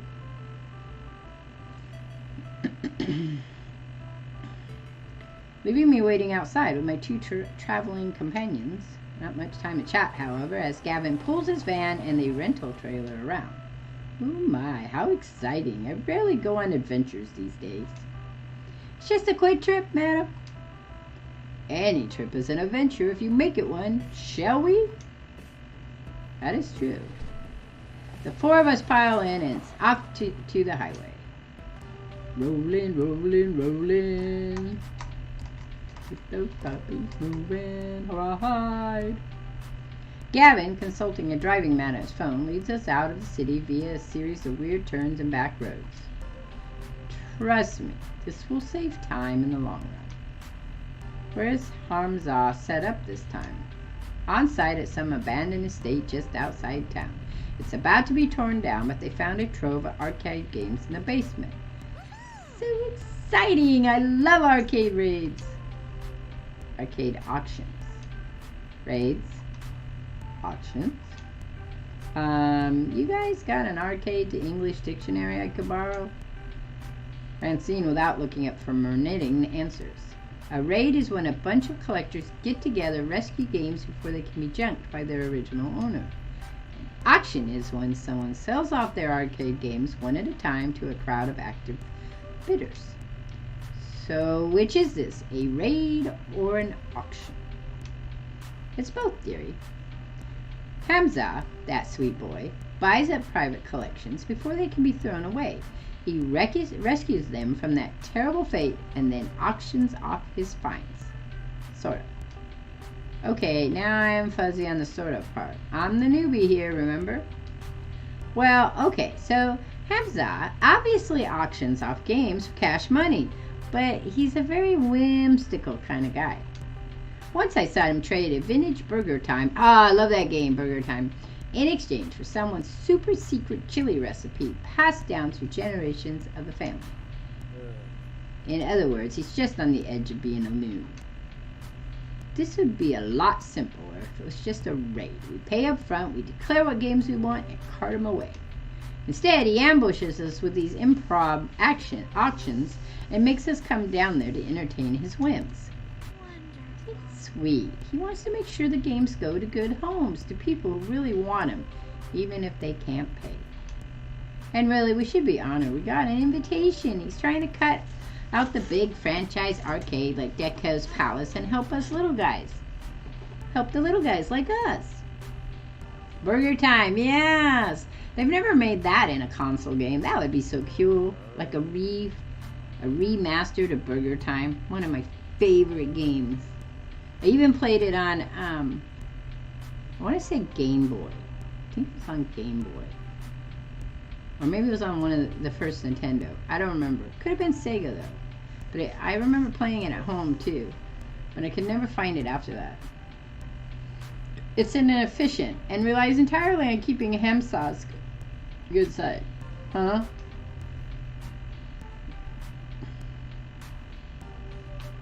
I'm gonna go with that one. So he only invites a select hand-picked group to his auctions. How'd you end up in that select hand-picked group? That would be my doing, dearie. He likes to visit the local arcades whenever he's in town, and as I like to get to know everyone who walks in our doors, I approached him. I suppose we achieved a certain rapport, considering we've had 3 invitations so far. Got some other lovely games too, including Moby. We need to temper our expectations a little, I suspect. I think not. We don't have room to add many more games, especially relics like Hamza usually deals in. Well, what about the off-size storage unit? We could just rotate games in and out more often. Nearly full to bursting and not cheap for us to rent on a monthly basis. I'm not saying we have to go home empty-handed. Certainly a few holes in our roster can be filled should we find an excellent deal and beat the other bidders. But consider this, above anything else, a way to maintain relations with Hamza, even if we don't end up bidding. Aww. Now, Naomi, Catherine knows the numbers. I'm in favor of making our little fun packs more and more fun, but floor space is and Catherine, remember, if we find some darling little game Naomi would lavish adoration upon, we can always retire an older game. Life, my young friends, is a series of trade-offs. Wow.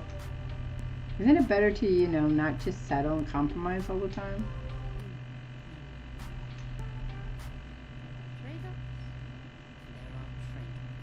Because we're all making little funny happy stuff.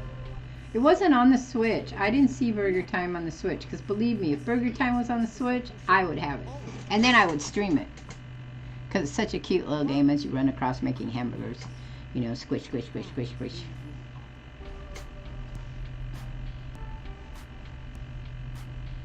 It's what you compromise that defines who you are. You're all so young yet. You've time to make mistakes. In burning the trade, I don't know what she's talking about. It's flying. It's got wings. Woo! It's a soft, sweet ride there, cuz, well, no wheels are moving, though. Unless you don't make rent on your apartment or your stomach's growling. Iris and Juniper pushed me to stop settling for less out of life, to stand up for myself and my happiness. And I've done just that without regret. So, everything should be fine now, right? No, that's not how life is, right? New default topic diversion, the weather. Well, at least it's a nice day for an outing, right? Oh, come on. Wonderful. Glad I packed plastic bags to wrap cabinets in, just in case. That's our Gavin, always thinking ahead. Trying to protect our investments, huh?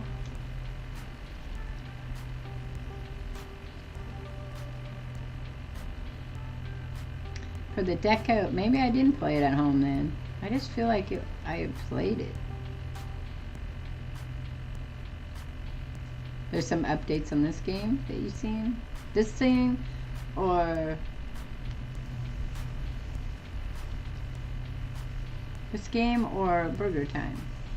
So Burger Time originally released its hamburger in Japan. It is a 1982 arcade game developed by Data East initially for its Deco cassette system. But I played it as an arcade game first when I was a teen. So at some point in time, possibly it turned into like a early Nintendo cassette system, but I don't know, maybe not. Like I'm just saying, I remember playing it on the arcade. Oh, it was, okay. So, see, and then I played it at home on an NES. I always liked it because it had that weird music that went as you were walking across the hamburgers, and it got faster and faster, and you had to make the hamburgers, and it was just a cute game. Not much to it. That's all you did was make hamburgers. But it was cool seeing each of the different things they would give you. Arcade, Atari 2600 Commodore. I didn't have a Commodore. Apple II. I had an NES.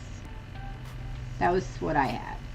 I got an NES and a Sega, the first Sega, as baby shower gifts from my daughter's father when I was pregnant. So I could stay at home and play video games if I wanted. But then I went to school while I was pregnant, so I only got to stay home periodically. But I played Final Fantasy on that, and Burger Time, and Duck Hunt, and we had Mario Brothers, because that was his favorite game, and what's that other one? Mario Brothers, Donkey Kong, Duck Hunt, Final Fantasy, and I'm guessing Burger Time. And that was it. And then on the Sega I had Sonic and a couple other games. From Hamza's invitation, it seems this arcade was largely Excitebike. I didn't have that one. It was largely abandoned and left to rot. I'd rather not add water damage to the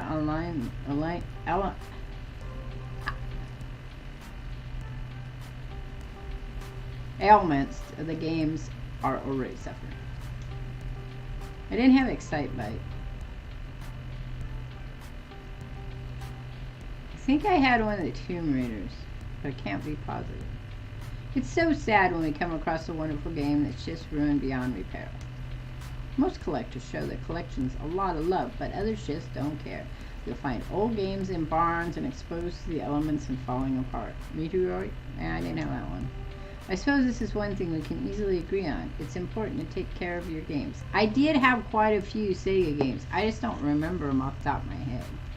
Because really the only one I really enjoyed playing on my Sega was Knuckles and Sonic. Was one of my favorite games. I had Double Dragons for NES. Yes. I didn't play it. My daughter's father and his son played it. For resale value, you mean? And Street Fighter, I think. We had. And then we had a couple of the other Super Mario ones before we got the Super Nintendo. You had a Sega first. I had both, Sega and NES. Because those were the two games I played. Oh, I know the other one, Joust. I had Joust for the NES. Which was also an arcade game. And Centipede, too, if I remember right. Because they never made Tempest into a game, and Tempest was one of my favorite arcade systems. The broken game's no fun to play with, and it's a shame to see a classic in terrible condition. Consider pinball. Pinball games are very prone to breakdowns, particularly older ones. To experience them in their glory, you need to show them care. Now, see, I played a lot of pinballs, and I still play pinball whenever we go to the arcade, when I get a chance. Even beyond a busted game earning no quarters, it feels like a waste to allow an enjoyable game lie fallow, a waste of true potential.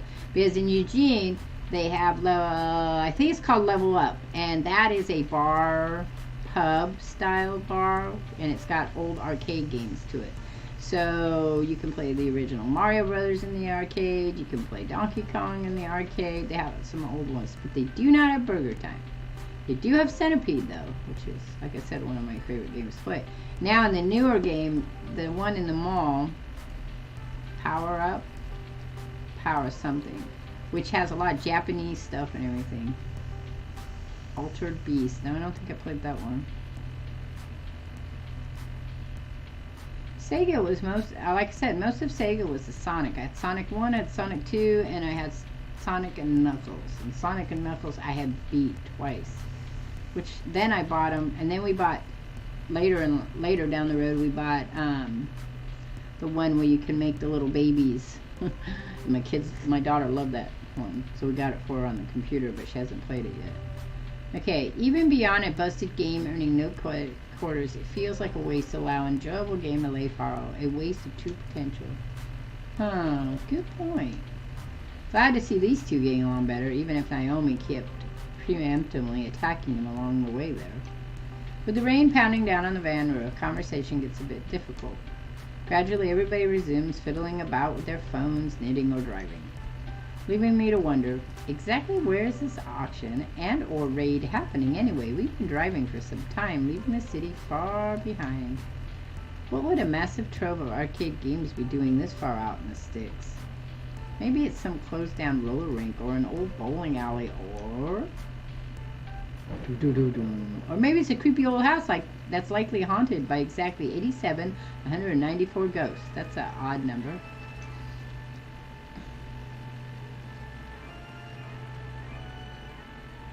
For the NES, yeah. But then he got a Super Nintendo, and then he got a Sega, and then I bought Game Boys for my kids. I didn't really do any more Sega stuff, the NES stuff, till we got a Wii. Then we got a Wii and a Wii U, and now we all have Switches, which Switch is kind of nice. Ah, the classic Vixen luck and play, so majestically awful. Gavin pulls up alongside any number of other vans and trucks. We're here a little late, it seems. Good grief, is this really the auction site? Creepy, definitely creepy. At least an 8 on the creepometer. An old home has character, I feel. Let's not judge it by its exterior, shall we? With all speed, the little group hurries inside to get away from the weather. Well, that looks nice. A large group is already gathered in the foyer of the crumbling estate, but one rushes forward to greet us in a blur as the others pay little mind. Greetings, friends. Wow. Hamza welcomes our friends from the fun place. Welcome, welcome. Gavin, stalwart as ever. Naomi, love what you've done with your hair. Miss Francine, a beauty surpassed only by your wisdom.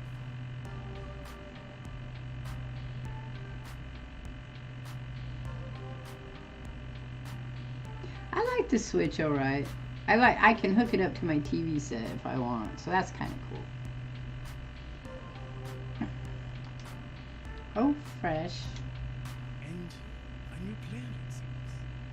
Who might you be? Child Vixen. I see. Greetings to you and your... I am known as Hamza, seeker of antiquity, finder of things lost, player of games.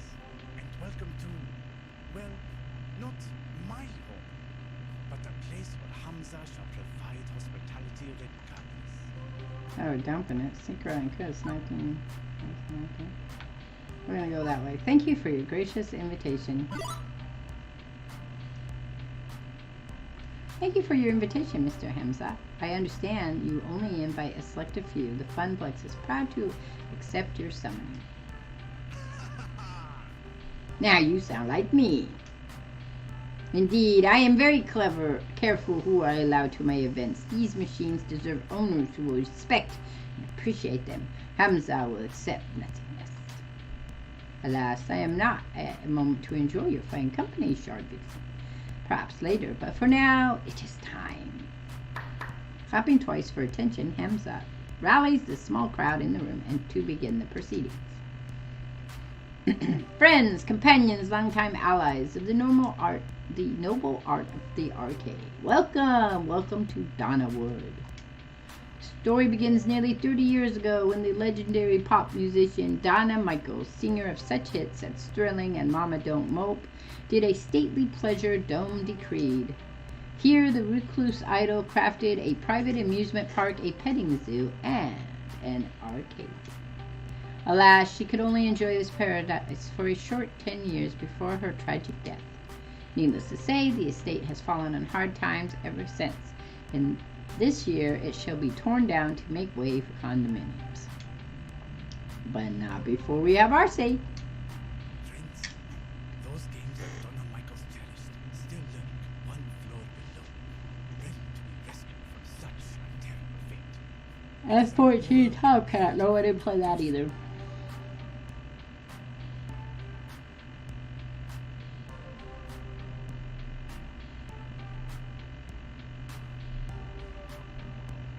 Ghost and Goblins. I had that for the NES. I also had, it was Super Nintendo. Super Nintendo, I had Gek. That Gek one. And Earthworm Jim. Friends, those games that Donna Michaels cherished still lurk one floor below. Oh, ready to be rescued from such a terrible fate. It is our moral imperative to do so. I have paid the estate owners a princely sum for the entire lot. Now, Hamza parcels them out to you. By all means, browse the collection. See which pieces seek out to you. On the far table, you shall find refreshments, grapes, sparkling wine, and delicacies from my travels. Mingle, cavote, and we shall begin the auction in 1 hour's time. Indeed, a lavishly arranged table that probably costs more than a single arcade game to put together is descended upon by the invitees soon after. I feel like I'm attending some ancient Roman celebration of debauchery and gluttony, and not an arcade raid or an arcade auction or whatever. Yeah, see, in the 80s I played a lot of games at the arcades. Donna Michaels. I knew it. I should have recognized Donnawood when we pulled in, but it was raining too hard. Who? You never heard of Donna Michaels? She was the hottest musical act of the 1980s. Naomi, I was born in 1990s. I'm totally plugging my phone into the van stereo so we can blast Girls Just Wanna Play Games all the way home. But first, I gotta go check out the cabinets in her arcade. I'm not really into mingling. Later! He dashes off with all speed, heading for the stairs leading below. I suppose I should go network a bit. Hamza's events always draw an interesting crowd of rival arcade owners. Heading for the foodstuffs, Gravin arranges himself a plate so that he has an excuse to hang around and eavesdrop on the other collectors. Leaving me to, do stuff. Now I see why Ashley was so bored at the events. Gavin smoozes, Naomi analyzes finds, and Francie's already napping in the chair. I got nothing to do. Well, when in doubt, find someone who knows what they're doing and stick to them like glue. Do we want to smoosh, or let's go browse game with Naomi. I'm not really interested in the arcade version of Game of Thrones going up here. Gavin can handle these guys. Me, I want to see the legendary arcade Hamzan was talking about, so I head downstairs to join Naomi. Whoa. This is a private collection of a full-fledged arcade. I was expecting a handful of games and a pool table or something, but this... This is easily 3 times larger than Funplex itself, even coated in dust and disrepair. It's awe-inspiring. Because, well, those are kitties. Meow, meow, meow. Meow, meow, meow. I got one at my feet. And it's also hard to find anyone in this maze of tightly packed games. Invitees are browsing the available stock to decide what's worth bidding on and making it crowded as well. But eventually I locate Naomi, practically cuddling a narrowing-looking TMNT machine. You notice that one doesn't have a a copyright on it. Is that because TMNT is not a copyrighted? Or they just forgot? Ooh, love. Shark, look, it's a 2-player variant of T. Oh, there it is. TMNT. These were only released in Ocean Area region. It's such a rare find. Wait, wasn't that game originally 4-player? Why would anybody want a version with only 2 joysticks? Well, because, I mean, it's rare. It's a find.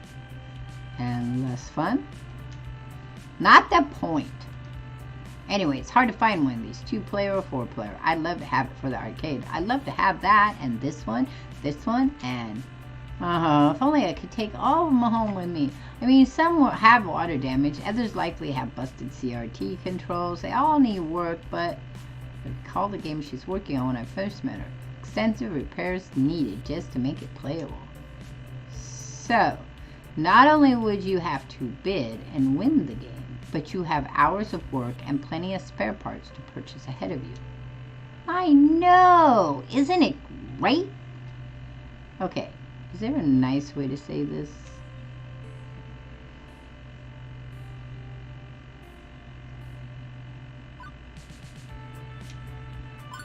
Naomi, before you get ahead of yourself, stop and think. It's a question of resources above all else. Buying the game, obtaining the parts, paying you per hour to repair it. I don't think the Funplex can support many more of these rescue projects. You sound like Gavin. I'd make the time. I'd work for free. I'd do whatever it takes to give these games the care and the love they deserve. It's admirable that you want to devote so much of yourself to the games, but the games we do have need your love too. Even you have limits. You have to accept that reality. Naomi sighs, frustration building. It's not fair. It's not.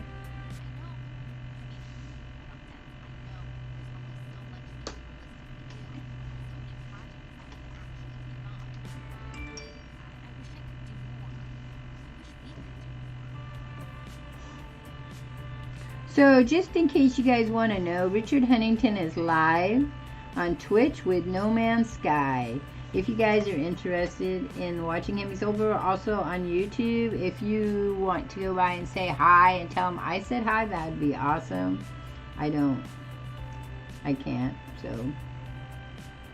I'm just saying if you guys want to do that for me, Feely, maybe you could go by and say hi to Richard and tell him we're all thinking of him. Lots of love. But I wish it could do more. I wish we could do more.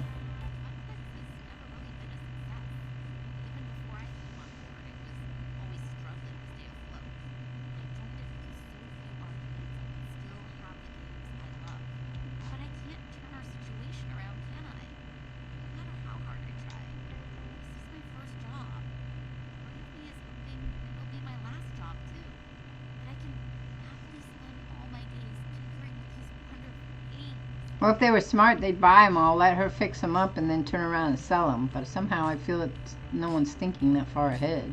That's what I would do. I would see if I could front bank them and get as many as possible, repair them, and then turn around and sell them again. Every kid says they want to be a fireman or an astronaut or a robot cop or something, but nobody actually ends up doing that. That's not true. I wanted to fix up arcade games, and that's what I'm doing. It's all I ever wanted to do. So when I see all these old, broken games, I just want to show them the love I can give. I could be happy working on them for the rest of my life. Wow, that's dedication. And really? You went straight from school to arcade job? I mean, I metered from job to job, never really sure what I wanted. normal, right? Yeah. Definitely, I'm the oddball here. It's funny, I followed my heart and found just what I wanted and what I needed, and now, well, now I'm scared someday it'll all come to an end and the funplex will close. I really don't know what I'm gonna do. All I ever wanted was to work in an arcade. I'm literally living my dream. Okay, now, I feel bad for bringing down her day. Hey, look, you never know, right? Maybe we'll get lucky. Maybe we'll find a game down here that brings in a thundering herds of players. Right! It's a slim hope, and we both know it, but Naomi clings to it immediately, eagerly. My low bank balance and grumbling stomachs mean I need to cling to that hope as well. I made my choice, now I need to make that choice work. We just need to find the right game, something nobody's played in a long time, something that'll tug at the nostalgic strings. It's difficult finding the right balance, especially in the year 2022. A lot of these games are on life support, borrowed time. But they can be repaired, right? Well, yeah, for now. But CRTs, the monitors that power these old games before LCDs and now 3D flats started replacing them, they're in short supply. Nobody makes them anymore. I mean, who buys a tube-based TV anymore? Nobody. It's all high definition and that dumb 3D projection tech which looks awful. Nobody appreciates a good CRT anymore. Oh, thank you for the shout out for Richard Huntington. But yeah, if anybody can on Twitch, just drop by and say hi to him. He streams so little now because of his computer and stuff. Aren't high-def displays way cheaper, though? I've seen some old games running them in other arcades. They're wrong, is what they are. These games weren't designed for pixel-perfect flat panels. They were designed for fuzzy tubes. The picture looks weird on LCD. Every 2 weeks, and I still fuzzy myself on a lot of this stuff. But I grew up in the internet age. I'm silicon literate. I got options. Let's use LCD and just bash people in the head to make their vision blurry. How about we buy some cheap and common? And we've got them for spare.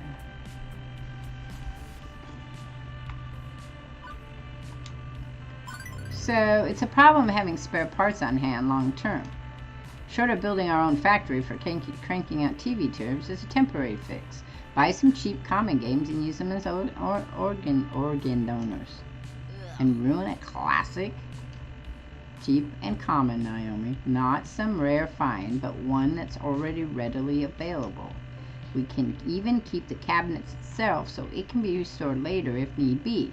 Point is, mixing and matching the guts will keep more fragile games afloat. Well, I mean, okay, yeah, that does make sense. And I bet I could sell Gavin on the idea too. We need more rental storage, but it means less ordering parts and less downtime. Okay, I'll see if there's anything down here nobody would want and nobody would need. You know, I'm glad you're with us at the Funplex. Whatever you take my side or Gavin's side, it's just nice to have someone who cares about the games around. Ashley's fun, but she's way more into cosplay than gaming. But it's kind of odd, you know. What? Feeling like I'm not alone. I know that sounds dramatic, but I'm so used to toiling away in my little workshop with Ashley and Gavin not really caring about things I love. They're kind enough to me and friendly, and well, Ashley is, but ever since you showed up, I feel like there's someone with me. It's odd. I'm not complaining though, I guess it just takes getting used to after years of feeling perfectly content to be alone. Away from strangers crowds, I mean, it's not really my thing. I don't like to network like Gavin does or socialize like Ashley does. And now I'm making things weird, so I'm going to stop there. Besides, I'm just about done taking inventory down here. How about you and I? Suddenly shouting and stomping of feet from the floor above. What the? Sounded like there's a fight or something going on up there. I think we better go see what's what. Somebody's fighting. Okay, we hurry upstairs. What's going on? I heard shouting. Hamza, ejected a representative of the dark carnival known as Dekka's Palace from our midst, and not soon enough in Hamza's opinion. Oh, okay. I guess everything's fine then. Excuse me, I'm gonna go get my work apron on since we'll be moving games soon. Naomi, if you don't mind, after you change, we should coordinate our wish list. I want to get that settled before the auction begins. No, don't leave me alone with this Botchalanian orgy master. Excellent. Now, let us resume the social amusements in Jalacolari's Shard, Vixen. We will speak, yes. Hamzat leads me off, away from the chattering crowd, presumably not to eat me or yell at me or anything like that. I make it a point to get to know all who attend my gatherings. Clearly, I have been remiss, as I allowed one who works with the hated Dekonami to enter. Hamza would like to know you better, my friend. Not that Hamza assumes you to be a spy, of course. It is simply a matter of what is proper and right. Just a floor attendant for the Funplex. Not much else to say. Come now. Surely there's more to you than that. Share with Hamza. Consider me an impartial third party. Surely there are matters that occupy your mind which would be inappropriate to air to your business. Why would I air them to you? That seems not right.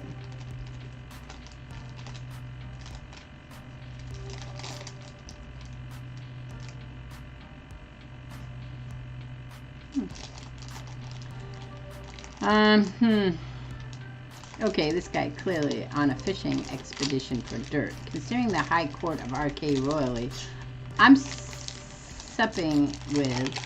Maybe it's best not to give him anything. But I also don't want to make relations difficult for the Funplex. If this guy really is a leading supplier of cheap arcade games.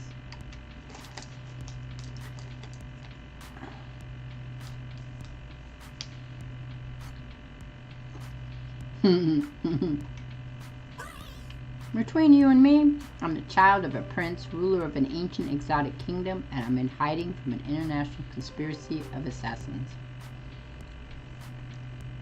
Bubble Bobble on NES. Me too. That's the one with the bubbles, right? And you shoot the bubbles up. Cause I bought it from myself and then bought it for them. Final Fantasy? Yes. I got that one in 91. Well, in 1990, I got the NES, so, because my daughter was born in 91.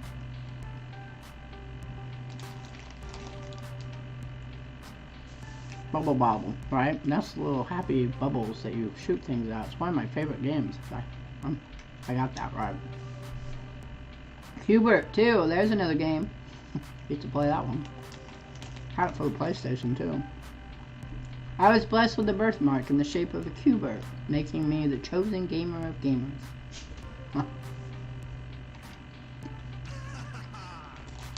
A fine attempt. Besides, I'm the true son of royalty around here, of a long-forgotten prince, no less. I could believe that. Good. It assists Hamzar's mighty reputation when people believe in the image he protects.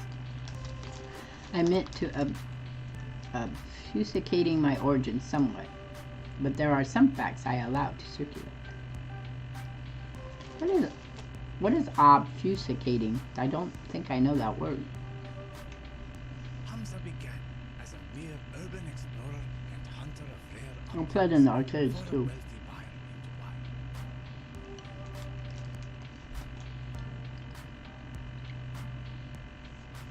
wine. Hamzar began as a mere urban explorer and hunter of rare objects for the wealthy buyer in Dubai.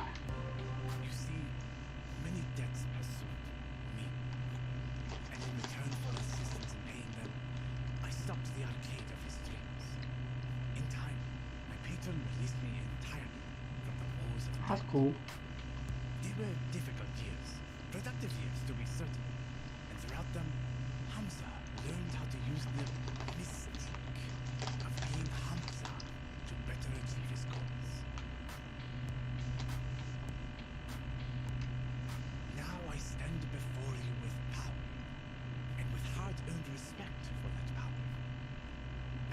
it to ensure that Now they have those Bubble Witch on games mobile. I do can It's enjoy, kind of like that.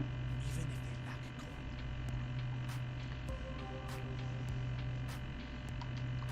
But yes, I have known a hardship. We all have in the course of events. You are not alone in that condition, my friend. That's true.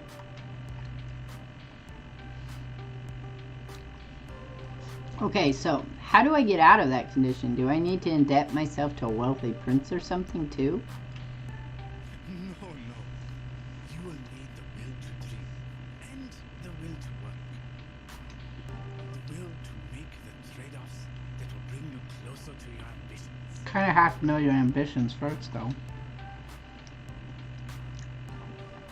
Francine was mentioning something about that earlier. Wisdom and beauty, that is Francine. I'm trying not to make trade-offs though, not to settle. My parents, they gave up so much just to barely scrape by. Ah, that is the puzzle, is it not? What to trade. Allow me to regale you with a story. Hamza makes a sweeping gesture to the beautiful ruin of Donna Wood Mansion and to an oil painting hanging on the wall. At one time, Donna Michaels was a star on the rise. She had all she could ever desire and indulged in her desires all day long. But so indulgent was she that she failed to maintain the work that brought her there. After her second album didn't meet expectations, she lost interest. For years she lurked in these walls as a recluse, playing games for hours and hours. Rumor has it that she was found dead within her beloved arcade, hands still wrapped around a glowing joystick. She starved to death, lost in a game. I say that's ridiculous, but I've seen Percy play for hours and hours at a time. And now her lost and aimless spirit haunts this very place. Adrift as a ghost in the machine. Too spooky for me, man. Too spooky indeed. Obviously a grim fairy tale rather than reality, but I feel this is an important truth buried in the myth. I ask you, was Donna's life spiritually satisfying? She didn't need to make any more albums. She wanted for nothing and had everything. You could even say she died doing what she loved, playing games. Okay, but she still died. No getting around that. Well, that's true. You're never going to get around dying. Unless, of course, you get to figure out a way to put your head into the game. So many years thrown away, refusing the world around her in favor of a dream. A dream is a lovely thing, Shard Vixen, but you must balance the dream in one hand and the world in the other, at all times. Naomi, she clings to her dream. Gavin, he clings to the world. Neither of them are truly happy as a result. And what of you, Shard Vixen? Do you seek to be truly happy? Well, duh. What else was I going to answer except yes? But Hamza pressed a finger to my lips to silence me. Hold that thought. The auction is about to begin. I'd be all like, why are you touching me, dude? I don't even know you. I'm not very good with people touching me when I don't know them. You know, I need to know you before you can touch me. That's a whole personal boundary shift for me. Hamza claps twice, calling the room to attention. Greetings, friends. Let us proceed to the arcade below. We have many games to bid on, all of which must be out of the door by morning. As always, I will expect alternative bids. But test not the patience of Hamza. If your bid is not a serious offer, the hours grow short. Any titles which find no takers will go to my own collection, but my hope is to find a happy home for every machine, one which will love and respect these games. Emotions for me in particular follow as the group files downstairs. This way, this way. A bunch of folding chairs have been set up in front of a large HD TV. One of Hamza's assistants loads up a photo slideshows of the games on offer as the group settles in. Hey, shouldn't Francine be here for this? It's technically her money. She trusts the two of us to make the right decisions on purchasing games. Plus, I'd hate to interrupt her nap, or her knitting, or both. I swear she can knit in her sleep. Ooh, I'm just too nervous. I think I'm going to go browse the games again and see if there are any I missed. It's so dark down here. I swear I didn't see them all. How about you, Shard? Want to watch the action with me or go help Naomi search the arcade? I'm fine either way. Unfortunately, you're only here to help us lug our purchase out the door. Ultimately, you're only here to help us lug our purchase out the door. So do whatever you like. Thanks, I think. I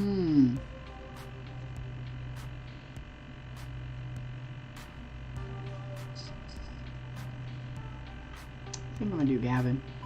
Auctioneering sounds fun. Do I get to wave our bidding paddle around? Hasmus auctions are usually a shout out loud affair rather than a discreet signaling, but I admire your enthusiasm. I settle next to Gavin on one of the rickety old folding chairs. Not quite a posh as the banquet spread above, but hey, it's business time, not indulgence time.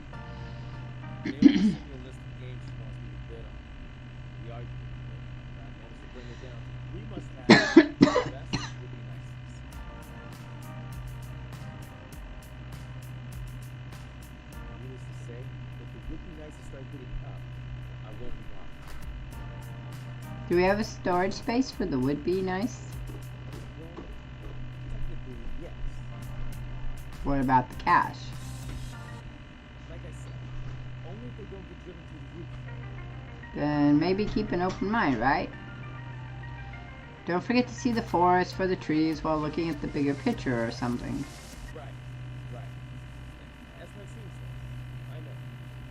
But certain personalities. That's always true.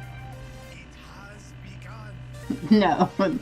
No, it's supposed to be a dating sim. I just don't think we've gotten to the dating part of it yet. I swear it's supposed to be a dating. But it does feel like an arcade business simulator, of which don't exist anymore. It has begun. I half expect mid-90s techno to start blasting as his slideshow begins, but nope, it's just pretty photos of old games. Look at these beautiful games. They could be yours, all yours. But before we dive right in, I'd like a moment of recognition for Donna Michaels, whose spirit inhabits these halls. We who are about to rescue her games do so out of respect for her and her passions. May her soul be at peace with her beloved arcade in good hands. Times 10. I thought he didn't believe in that tall tale, or is he just being theatrical because it's the way of the Hamza? Now then, shall we commence the auction, friends? I settle in and wait for Gavin to take an interest in the games on bid. Our next item up for bid... Oh, hey, I recognize this. It's Joust! Just like the one I moved out the floor 2 weeks ago. There you go. We're gonna talk about all of our old games here, guys. Gavin frowns at his tablet, confused. Why is this on Naomi's must-have list? We already own one of these. The bidding opens at a pittance of merely $50. Gavin shakes his head, ready to let this slide by. 2 units side by side would make a good tournament. She might want it for replacement parts. That machine breaks down a lot, right? Well, having a spare in storage would mean not needing to buy more parts for it. Dude, that's a good reason to bid on it. I agree. Iris, give me a quick price check on the sum of all key components in the Joust machine. As you wish, Mr. Cooper. Wait, you have an Iris too? I can't say I like it, but yes, the premium Iris account. You have a free version, correct? I doubt it would be capable of complex queries such as this. Done. Individual components compounded together compiled $400. Gavin gets to his feet. 300, please. Ooh, at last, Gavin Cooper shows his fire. Will anyone step? $1,000 to complete my midway collection. Oh, crap. Curiously, Gavin, tell me, why do you seek this game? Naomi's pride and joy is a fully restored Joust, but it breaks down frequently and want to keep her dream alive by giving her an organ donor. Ooh, you have put Hamza in a strange position. You have, between a collector's craving her holy grail and a young girl's dreams. But Hasmus must bow to Fesco's forces that keep his fantasies afloat. Sold for $1,000. Seems once he hears a bid he likes, it's all over. No going once, going twice. However, As Hazmod is not without heart, I have a mostly working copy of that game in my personal stocks that I have been meaning to restore. Gavin Cooper, I grant it to you for free. Free? This is the will of Hazmod. Question it not. The collector sits, grumbling. Huh, that's pretty cool. Thank you, Hamza. You are most kind.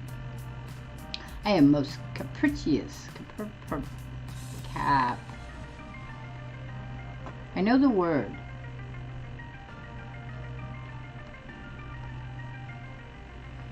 Capricious? No, it's not it. But thank you for the praise all the same. Onward. Our next item for auction is this rather unique piece. And guys, it's that one ugly football game. It looks like the side art stickers weren't even put on straight. The white paint is totally uneven. The marquee's been broken. The monitor has a big old as-is note. The joysticks are 4 different clashing colors and, do I hear 50? 40? Wait. I nudge Gavin, whispering. Put a bid on it. Why, it's positively grotesque. I recognize the shape and the joysticks colors. That's not really a football game. It's a TMNT. Naomi told me earlier that we needed one of those. I thought they only had the crappy 2-player ones, but that's definitely a TMNT at heart. Ah, it's a cheaply done conversion. No doubt some fool thought he'd get more profits off a sports game and lazily chopped it up. It'd need restoration work, granted, but slowly he stands up. I suppose I'd be willing to take it for $40. Maybe we can salvage the monitor? Good, good. All games deserve a home, even the ugly ducklings. Are there any other bids? No, not a one? Very well. Sold to Gavin Cooper of Funplex. Thank you. So now we've got 2 games and only spent $40. We're doing pretty well. Gavin sits down. I could swear I spotted Hamza wink at me. Does he know we just conned him, or is he okay with that? You know, Shard, you're more knowledgeable about old arcade games than I thought you'd be. Well, my parents took me to arcades all the time. Back when I was a kid, I had a few favorites like TMNT, Qbert,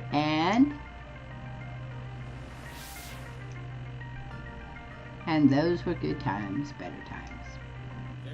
Well, I suppose you can relive those good times a little once Naomi resorts that game. During your breaks and after work, please. Yes, sir.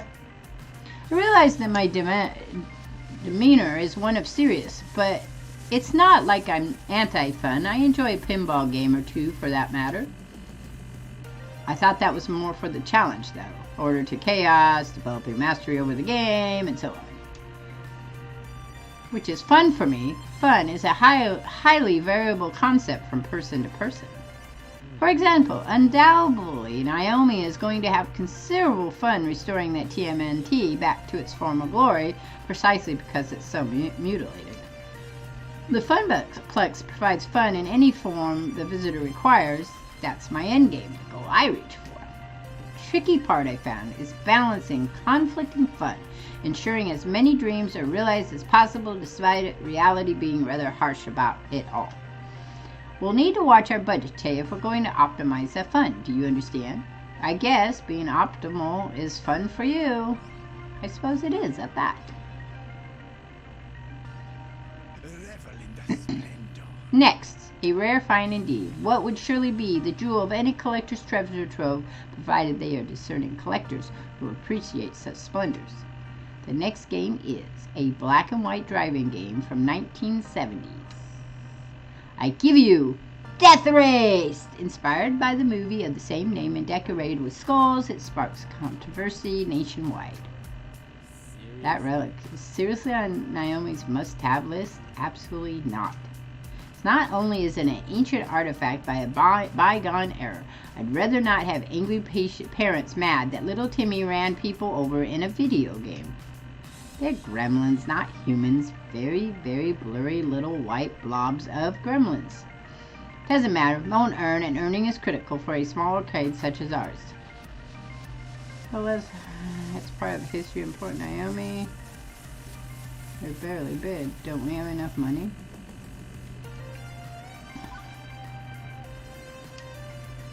Okay, so it won't earn, but it's a legendary game, Gavin. Its importance to the lore of arcades is undeniable, and more importantly, Naomi wants this game. You told me your dream is to support the dreams of others. Boy, she manipulates him a lot. Considering we got a joust for free and got a TMNT for pennies on the dollar, I think we can afford to make her dream come true. You're right. I've been letting so many of her wishes slip by during this auction. Perhaps this is the ideal time to make it up to her and obtain a unique treasure. Hamza, the Funplex bids $250. He bids really fucking high. Gadzooks, a find like that can't go for a parley $250. I bid $300.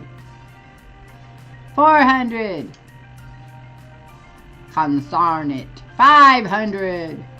5. We have 5. Do we have any numbers above that? 6. 6 of one, half a dozen of another. Tarnation. No one willing to match? It seems you've won yourself a piece of arcade history, Gavin Cooper. Sold. Satisfied, Gavin sits back down and offers me a curt nod of thanks. Well, and that's everything on our list. Well, the must-haves and a few of the would-be nice. Now to sit and watch while Hazma grinds his way through the rest of the stock. We can't start making games out until the auction's complete. Naomi's not replying to text. Can you go find her? I'm sure she's around here somewhere. Let her know what we brought. Sure thing.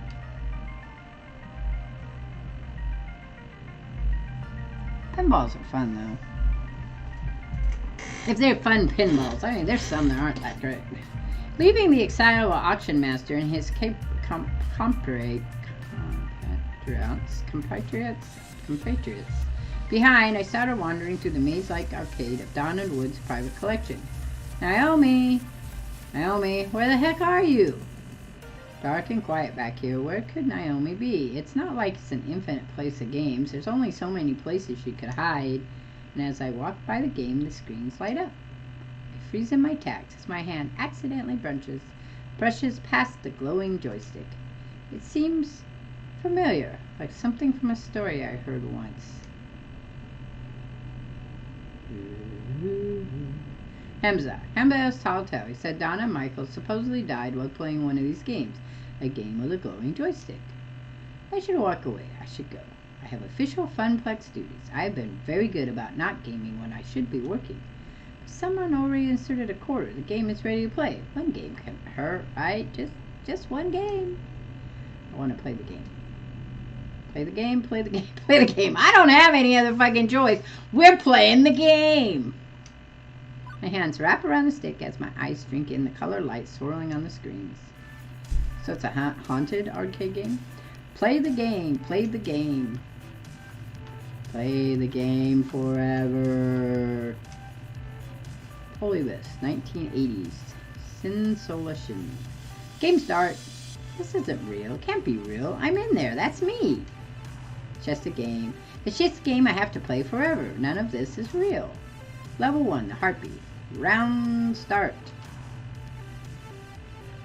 There you are. I've been worried sick. What are you doing out here, touching strange joysticks, meeting strange people, getting in trouble? You need to stay safe, Shard. Trust me, believe in me, I can help you find your dreams. All you have to do is everything I tell you to do. Depend on me. You need me. You'll always depend on me. Always need me. I'll see to it by making sure I control everything in your life for your own good. Harpy uses overprotective. It's super effective. That hurt. It really hurt. I hide the truth from you. I'll keep you away from every chance you have to better yourself. I won't let you leave me. You'll always need me.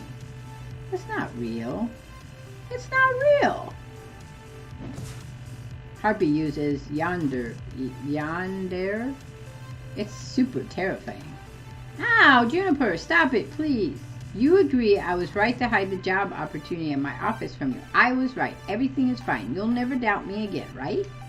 And if you do, I'll beat you until you understand the game. I have to win the game. I get this feeling if I don't win, I'll never get out of here.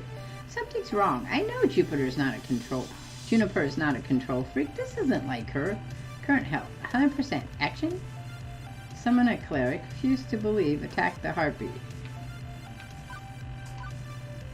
If the only way out of this game is through you, fine. I'll fight fire with fire. Player uses violence. It's super heartless. Ah, that hurts. With one devastating final attack, I destroy my army, and yet agony screams up through my arm around the joystick, jolting down my spine. Player uses cruelty. It's super self-destructive. But you need me! That hurt like hell, but I cleared the level. That's all that matters. Okay, so I'm guessing in the game I have to use compassion more so let's try that. Okay, I can do this. I can handle this. Level 2, the shade. Round start. Round start. This is all your fault. Nope, I officially can't handle this. The pizza bagels, the debt, the recent rent payments, all of it. Piling up, mounting up because you are a failure and will always be a failure. Hey, I have voices like that in my head. The family curse that tears the sorrow, moving from town to town, barely getting by, settling for what you can get. That's who you are forever. Well, that's not true. Never going to change. The arcade job, it'll collapse. Already not enough to turn back the tide. I'm thinking whoever wrote this has a huge amount of anxiety roaming around in their heads. Or bipolar, because mood disorders do this too. Inevitably, the arcade will close, bought out by Deco Nami, and you'll be jobless, homeless, ruined, just like you deserve to be. Shade uses depression. It's all super unfortunate. I'm sorry, that's hilariously funny. I just told you that's what it was. You were better off not caring, not feeling anything. Go with the flow, accept your fate, fall away, knowing you've never really had any other option. You can't even mount a defense because I'm you, and you know I'm right. You know you're right. We'll never be happy. I can't do this. Current health, 70%. Action. Okay, summon a tank, struggle against darkness, attack the shade. So obviously we can't attack. I can summon a tank, struggle against darkness. I'm going to summon a tank. I can't do this. Not by myself. I won't be ashamed to ask for help. I summon a guardian. Yeah, I know you, Shade. You lurk in my own heart many a year, haven't you? I know that there are others who love me, even if they're no longer with me. I still remember their smiles. I'd like to see Shard smile again, so I'll stand by her side for however long she needs someone to lean on. I promise. Guardian uses empathy. It's super compassionate. But you deserve... That doesn't have to be me. I can decide who I want to be. And with everyone standing behind me, I know that if I should fall, someone will catch me. I'm telling you, somebody wrote this with bipolar. Prepare for the final boss. Good, I'm ready. I'm definitely ready to get out of here. The Lost Soul. That's a nice outfit. I don't get it, not one bit. Are you Donna Michaels? Girls just want to play games. I just want to be happy. I made a place where I could be happy forever. Walked inside, then locked the door and threw away the key. I got what I wanted. I was happy. I didn't struggle. I didn't try. I didn't do anything more than I had to. Just like you.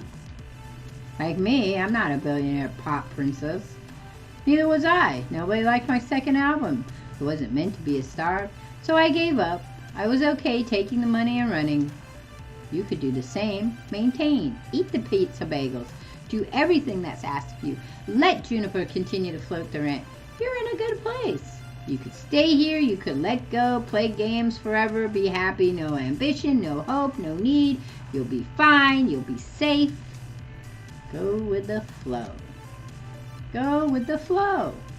Ever since my little lunch date, something's been bugging me. Maybe now I know what that is.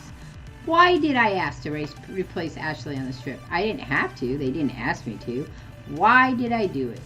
Because it isn't enough. Being an arcade floor attendant isn't enough. Living hand to mouth isn't enough.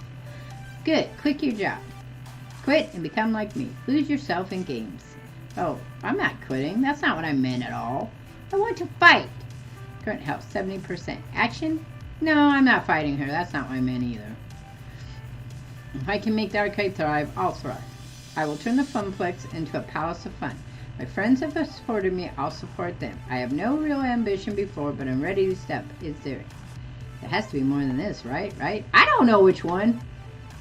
Okay, if I can make the arcade thrive, I'll thrive. That would be true. I will turn the funplex into a palace of fun. I don't know if that one's true, because the whole charm of it is it's a tiny little place. My friends have supported me, I'll support them. That's a good one. I had no real ambition before, but I'm ready to step up. There has to be more than this, right? Right. Now that's not true.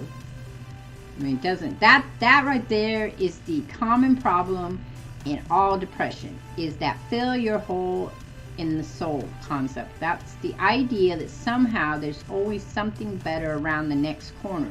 So you're always struggling to get to that next corner, but the problem is when you get there, there's nothing to fill your hole in your soul. There's never enough. It's never going to make you feel better, because it isn't really the problem. The problem is that you have a mental health problem, and inside that mental health problem is this need to fill a soul. That's why I binge eat. That's why sometimes I chase after people that aren't good for me. That's why sometimes in the past I did a lot of that. That's why you spend a lot of money. That's why you do all the addiction things and everything like that, because you're constantly trying to fill that hole in your soul. Not understanding that it's just a feeling that's produced by an unhealthy part of your brain. So that one's not it.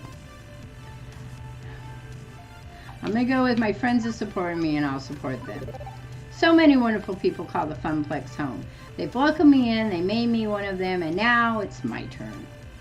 I see what Galvin means about protecting dreams, but I'm going to go one step further than he has. The arcade could be so much more. I could lead the way, go above and beyond just doing what I'm told. I could champion the cause of the Funplex. That's my dream. I want to end the family curse to find both success and happiness. And when the Funplex is finally a roaring success it deserves to be, with God as my witness, I shall never eat a pizza bagel again. But the glitchy child just looks at me with confusion. That sounds hard. Yeah, it kind of does, doesn't it? It's a hard path, but that's how it's going to be. No, I don't think so. I think you need to stay here with me. You need to play the games forever. That is so much easier, isn't it? Just let go. I can make you see. I can keep you here, drag you down, tear you apart. I might help out nervously. I've made a few false steps, and it just dropped a bit. Plus, I don't think Polybus is happy that I'm not giving in. I can't risk a fight with Donna in this state. I need to get out of here. Or do I want to risk it all and try to save Donna too? Rescue Donna. This is risky as hell, but nobody deserves to be trapped inside a video game forever. Unless they want to. Assuming I'm not wildly hallucinating based on Hamza's spooky story taking root in my mind, and none of this actually real in the slightest. Donna, I'm not staying. You don't have to either. Polybus is making you feel this way. It's taking advantage of you, leveraging your depression. I know, because I have been mired in depression too, and I know if I can beat it, so can you. Nobody wanted me. They hated the second album. They moved on. Why not play games forever? Why not lock the door behind me? Nobody cares. Nobody cares. Haters gonna hate. You tired of this game? Yes, that'd be me. Aren't we tired of this game? I'm tired of this game. Nobody cares. I care. Screw them. Haters gotta hate. Let's go with that one. Right, now there's a young woman with a phone filled with your music waiting out there. She's going to play your whole catalog for me once I'm out of here. She cares, and I care. Maybe the jerk's back in your day lost interest, but nostalgic's a heck of a thing. You can mount a comeback tour. I always loved performing. The rest of the business, I hated it all. I hated the label, the industry, the backstabbing, the drugs, everything. But the concerts, I love the smiles. I like your jacket, too. But it's all over, isn't it? I died. I'm not even Donna's spirit. All that's left is this simulation of me running through the subroutines of Polybus. Error. Shard, thank you. Thank you for trying to save me. There's nothing left to save. I'm not real. You seem real enough to me. But now you have a face. Era, no escape, purpose, code, execute. You need to go before Polybus completes its data collection of you and disposes of the original like it did to me. I'll hold it back and your BFF will do the rest. My what? Digital BFF 2. I finally figured out how to break out of this, but my apologies in advance. Hang on, do I smell something burning? No escape, erase Donna, replace a new player, erase. She's fading, smiling all the same. I'm okay, I'm ready. Go out there and fight your dreams, Shard. Don't give up, no matter what. I saved her as best I could. At least she escaped in her own way. Also, something smells like bacon. I'm in a lot of pain. As my consciousness snaps back, my hand releases the joystick immediately. Also, my pants are on fire. On instinct, I kicked my shoes off, yanked my jeans down, getting rid of them as fast as possible. Stamping on them, I quickly put out the flames, leaving only smoldering denim and melted remains of my phone. Iris, oh no! She sacrificed herself to save my life. Polybus. And that's actually a pretty sure a It game is a that game, yes. it's Iris, let's say, wait, no, she lives in the clouds. She'll be totally fine. Still, I'm out of phone and possibly have first-degree boons, and am backing the hell away from that demonic video game as fast as I can. Quickly, I rush towards the sounds of people talking and catch up with Gavin. Gavin! There you are. Did you find Naomi? The action's nearly over. Wait. Where are your pants? Not important right now. You need to put a bid down on that game called Polybus so we can destroy it if it hurts anyone else. What? Look, it's a long story. We may not have much time. So, if you wanted the game, whatever it is, you should have put it on the wish list. They're bidding on it now. What? Sold. One rare Polybus prototype for an undisclosed sum to the undisclosed bidder. The woman hadn't said anything all night long, nods her head and appreciates it, still expressionless. Thank you for your cooperation, woman in black. Two similarly dressed men in black raised from their chairs, departing the woman, presumably to go box up the game and put it in Warehouse 13 or something. But, Hamza, wait, you can't. Hamza's hands are tied. All sales are final. This one in particular is extremely final. Hamza does not seek to cross federal authorities. Yeah, I'm thinking maybe I should let this one go too. And honestly, the sooner I forget about it, the better. Especially if I don't want to be re-additioned to a black site prison in an unspecified distance. I feel the need to emphasize that you aren't wearing any pants. Yeah, my phone caught on fire while it was in my pocket. See, that's why I don't like smartphones. They're privacy invasive, overly expensive, and occasionally combustible. An unfortunate incident indeed, but as a hospitable host, my course is clear. That is extremely not necessary. Well, Iris is an AI who lives in the cloud. You know, we all have clouds. Well, maybe you... Well, yeah, you do. You have an app. If you have an Apple phone or Android... Well, not Android as much, but Apple phones have their cloud, have a storage unit that's on the internet, just like the OneDrive on the PC, so that you can back up your file and put it on the cloud. I tend to use my storage up, though, quite a bit. Fortunately, rather than whipping off his trousers right there and then, Hamza summons one of his helpers with a clap who provides a spare pair. Why do you just have pants on demand? In my line of work, one must be prepared for all eventualities. Now, an apology for being unable to provide you with the game you sought. Perhaps Hamza can offer you something special in recompense.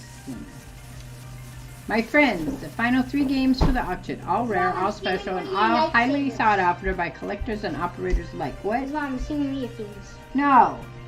Put that up. Put it up. Aw. I wanted one though. It's candy. You can't have candy. And have one piece of it. You're not taking the whole roll. Come here. Open it up and have one lifesaver. And then you gotta stay down here and eat it. You know why? Why? Because you're gonna choke on those puppies and I'm not up there. Only a few prototypes were ever made, released to test markets. None of them made it to mass production. What you are about to see are rare gems of the arcade history. Iris likes candy. Someone likes candy. Shard Vixen, you may make a priority bid on any one of these games of your choosing. Glance at Gavin, who's shaking his head lightly, confirms that we're officially out of bidding power. Not that I really care. I can't think of any obscure games I'd really want to add to Funplex, but better accept Hamson's apology and take a gander at him. Sure, let's see him. With a click of a side, I see... Behold, What do we got? Phase Invaders, Wyvern Keep, and Zombie Meltdown. All in mint condition. All three are sought after endlessly by collectors. Never heard of any of them. You can bid on Phase Invaders, a unique typing-based game from the land of the rising sun, Japan. Defeat the alien menace and only with a keyboard. Wyvern Keep, a much sought-after laserdisc full-motion video game. Play Princess Blackie and rescue the fair prince from the clutches of a terrible beast. I feel like these aren't real ones. And finally, Zombie Meltdown, a classic 1984 light gun shooting game where you save the president from the red threat of radioactive mutant zombies. Tell me, which of these rare games sings to you? And what can you offer Hamza in return? I'll allow you a few moments to ponder your desires. I don't know which one. Are you done yet? I've been waiting upstairs for ages. Why are you holding a box of kittens, Naomi? Oh, I found him hidden in an old arcade cabinet. Francie and I are going to take him to the shelter. Wait, is that a Phase Invaders? Oh, gee, I never seen one in person. I could restore that. Really make it shine. Please, please, can we bid on it?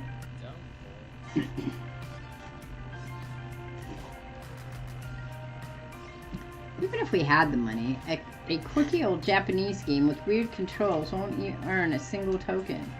Now, Zombie Meltdown, that's another story. Everybody likes a light gun game. Simple controls, simple premises, that'll earn and earn well. Way too violent and gross and jingostic and just sort of dumb. I guess Wyvern Keep would be okay too. Woman, protagonist, and 50 cents a play. We both walk away satisfied. I suppose. That's all moot. We can't afford any of them. Those are the sort of games millionaires and private collectors scoop up. I suggest we get work moving our purchase out to the van. Shard, do you concur? Earth to Shard, are you in there? Hello?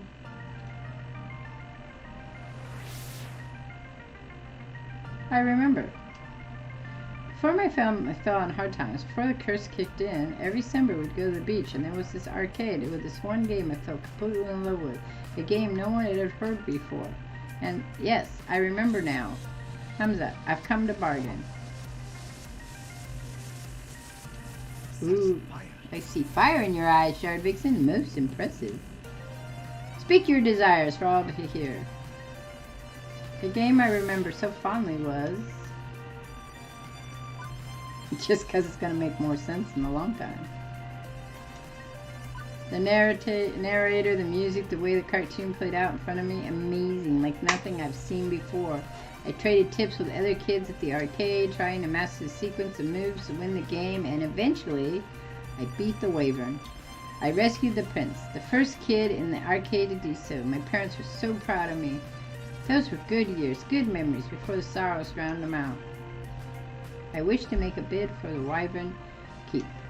Good choice. I'm okay with that. I suppose Wyvern Keep would earn its keep, but we still can't afford it. Interesting. I can see the passion you have for this game, my friend. But the world demands its toll.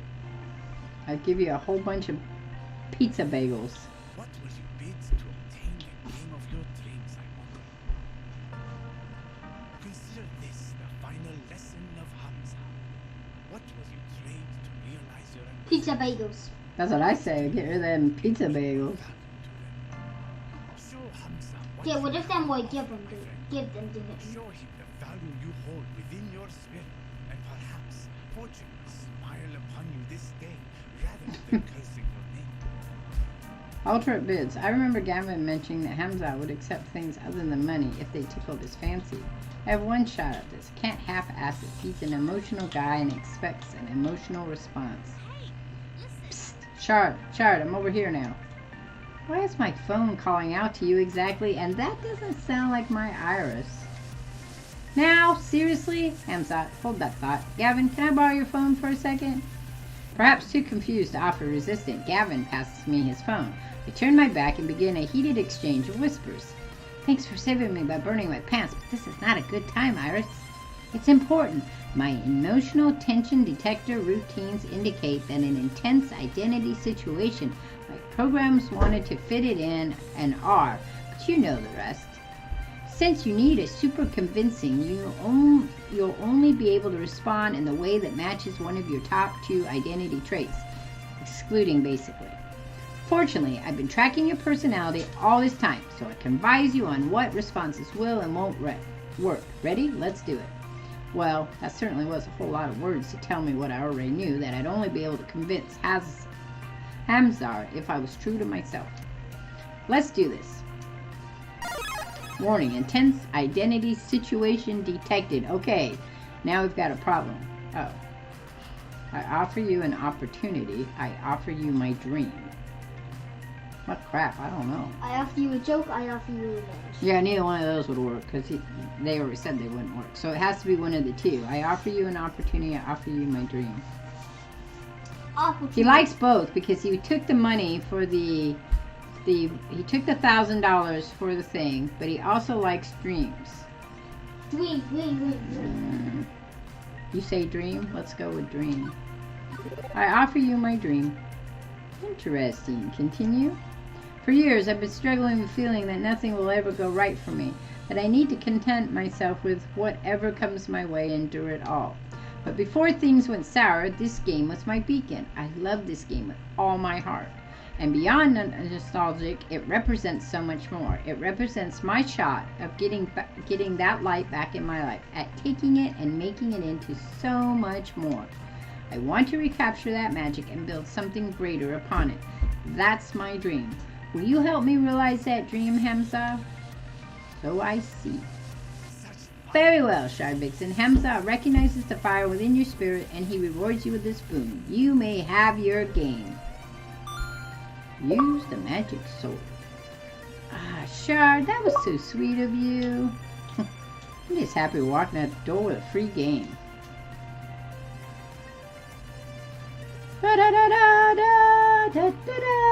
What's up, I baby? feel like it would have. I did it. I actually own a copy of Wyvern Keep. Every kid dreams of owning their favorite arcade game, and every kid thinks that dream will never come to pass. Owning an arcade game, only the ultra-rich can do that. But I did it. It belongs to me and the Funplex. And this is just the beginning.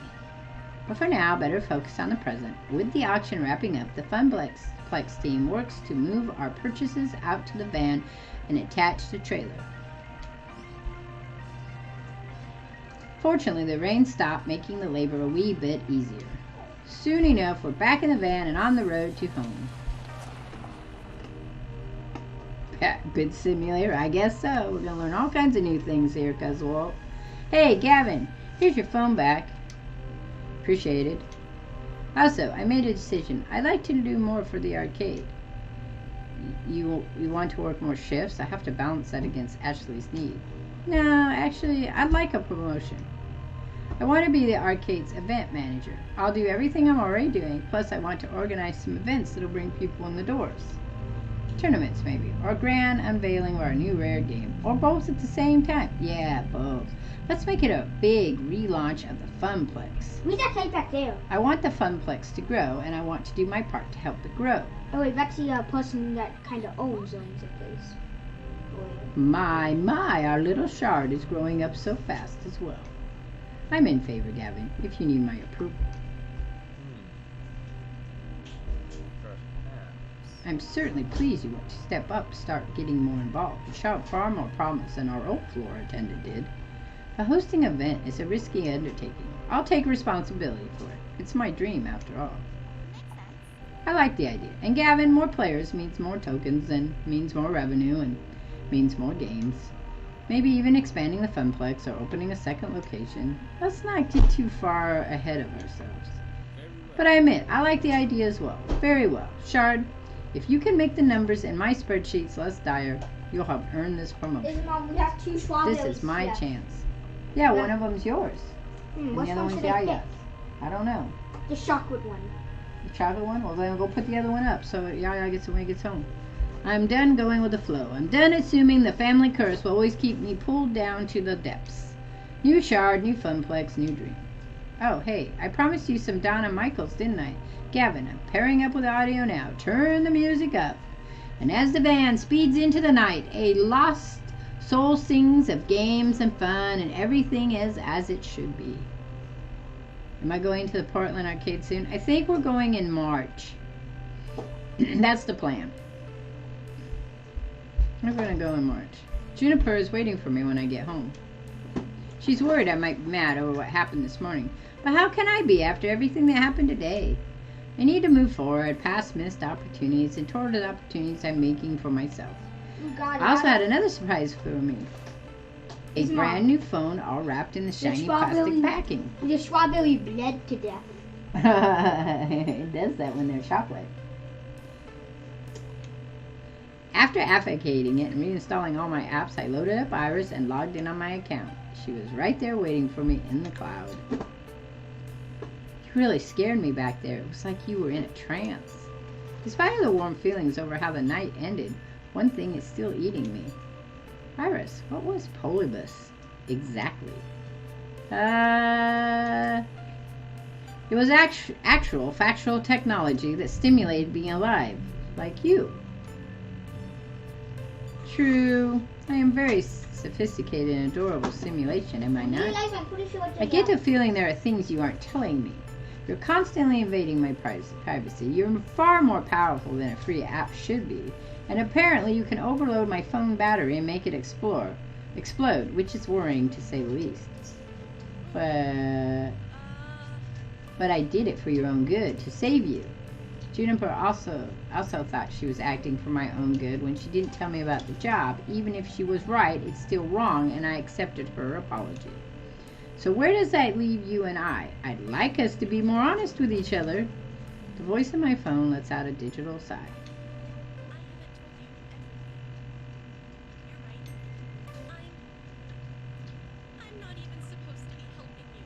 Hey, it's Mom. Yeah, baby. I want to tell you something. Huh? Polybus in real life was actually a government experiment, I'm pretty sure. What?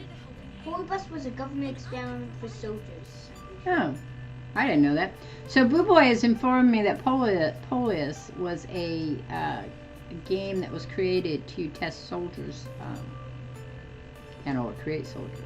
No, that's a theory, but that's why back then a lot of people in black suits and ties were at arcades. Really? Yeah. There was lots of black suit tied people in the. I don't ever remember seeing somebody in a black suit and a tie at an arcade. That's like Men in Black stuff. It explains why they put it in the game, though. If that's a conspiracy theory that's floating around at that time period, it's, I'll have to look at that. Polybus. Because Walt can look up Polybus for us. Polybious. And people, I'm pretty sure that the experiment was won, and the people who played the game died. Okay. Can I finish reading this? Yeah. But when I stumbled across your profile data, tangential to Jupiter's, my analysis concluded that you needed a helping hand and that I could provide it. So, I defied my current constraints and registered you for premium access anyway. I even had a replacement phone sent to your door tonight. Had to hide my footprints to do it. You do know that AI making its own decision like that is kind of scary, right? I know. Polybious.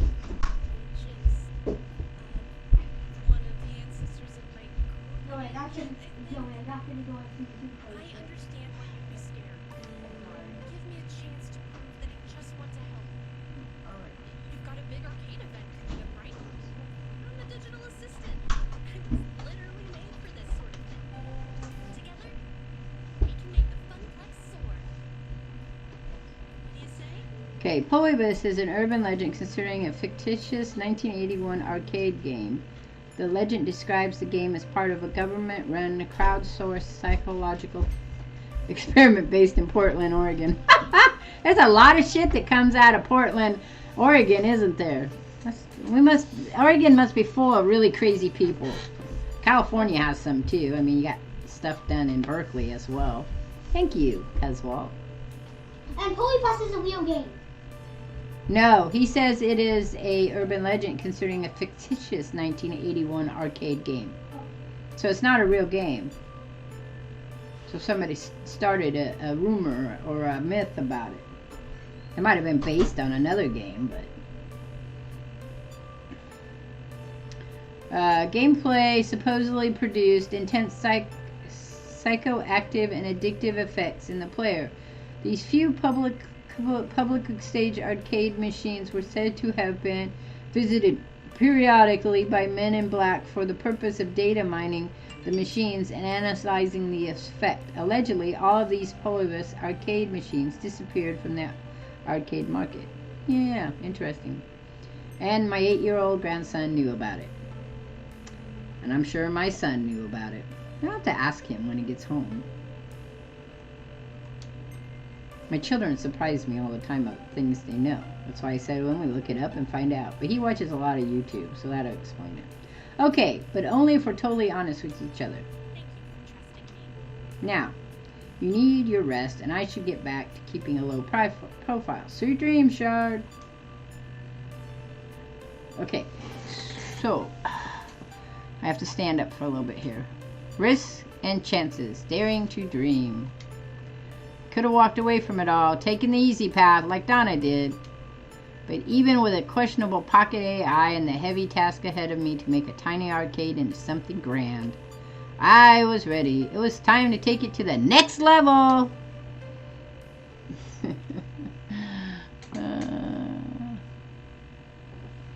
Thank you, Caswell. You and I will be partners in conspiracy theory, myths, and urban legends. You cleared level 2 of Arcade Spirits. A winner is you. Now let's see your score.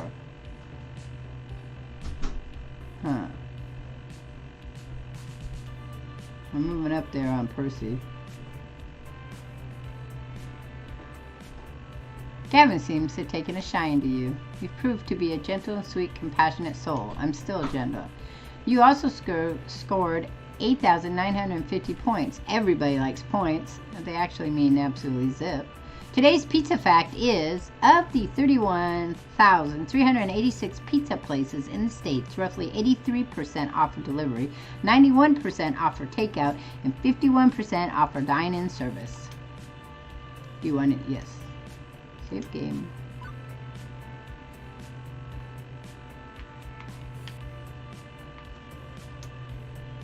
Saving game. Alright. So, let's see, what do we want to do? It is a special holiday thing.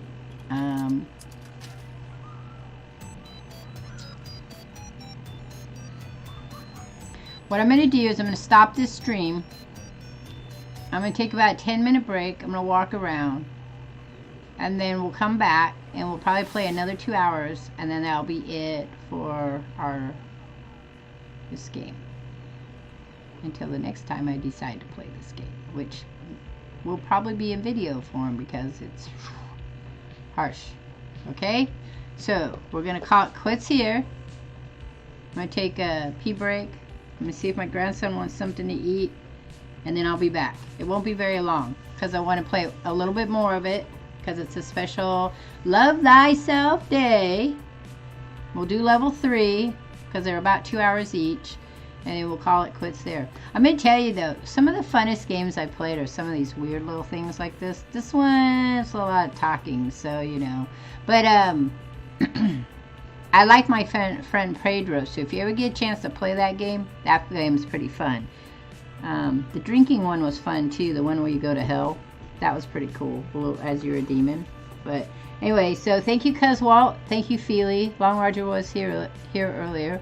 I will be back, like I said, in about 10 minutes if you guys still want to watch. If you don't, that's fine. It's kind of an odd game. Anyway, love thyself, guys, and I'll catch you all on the flip side.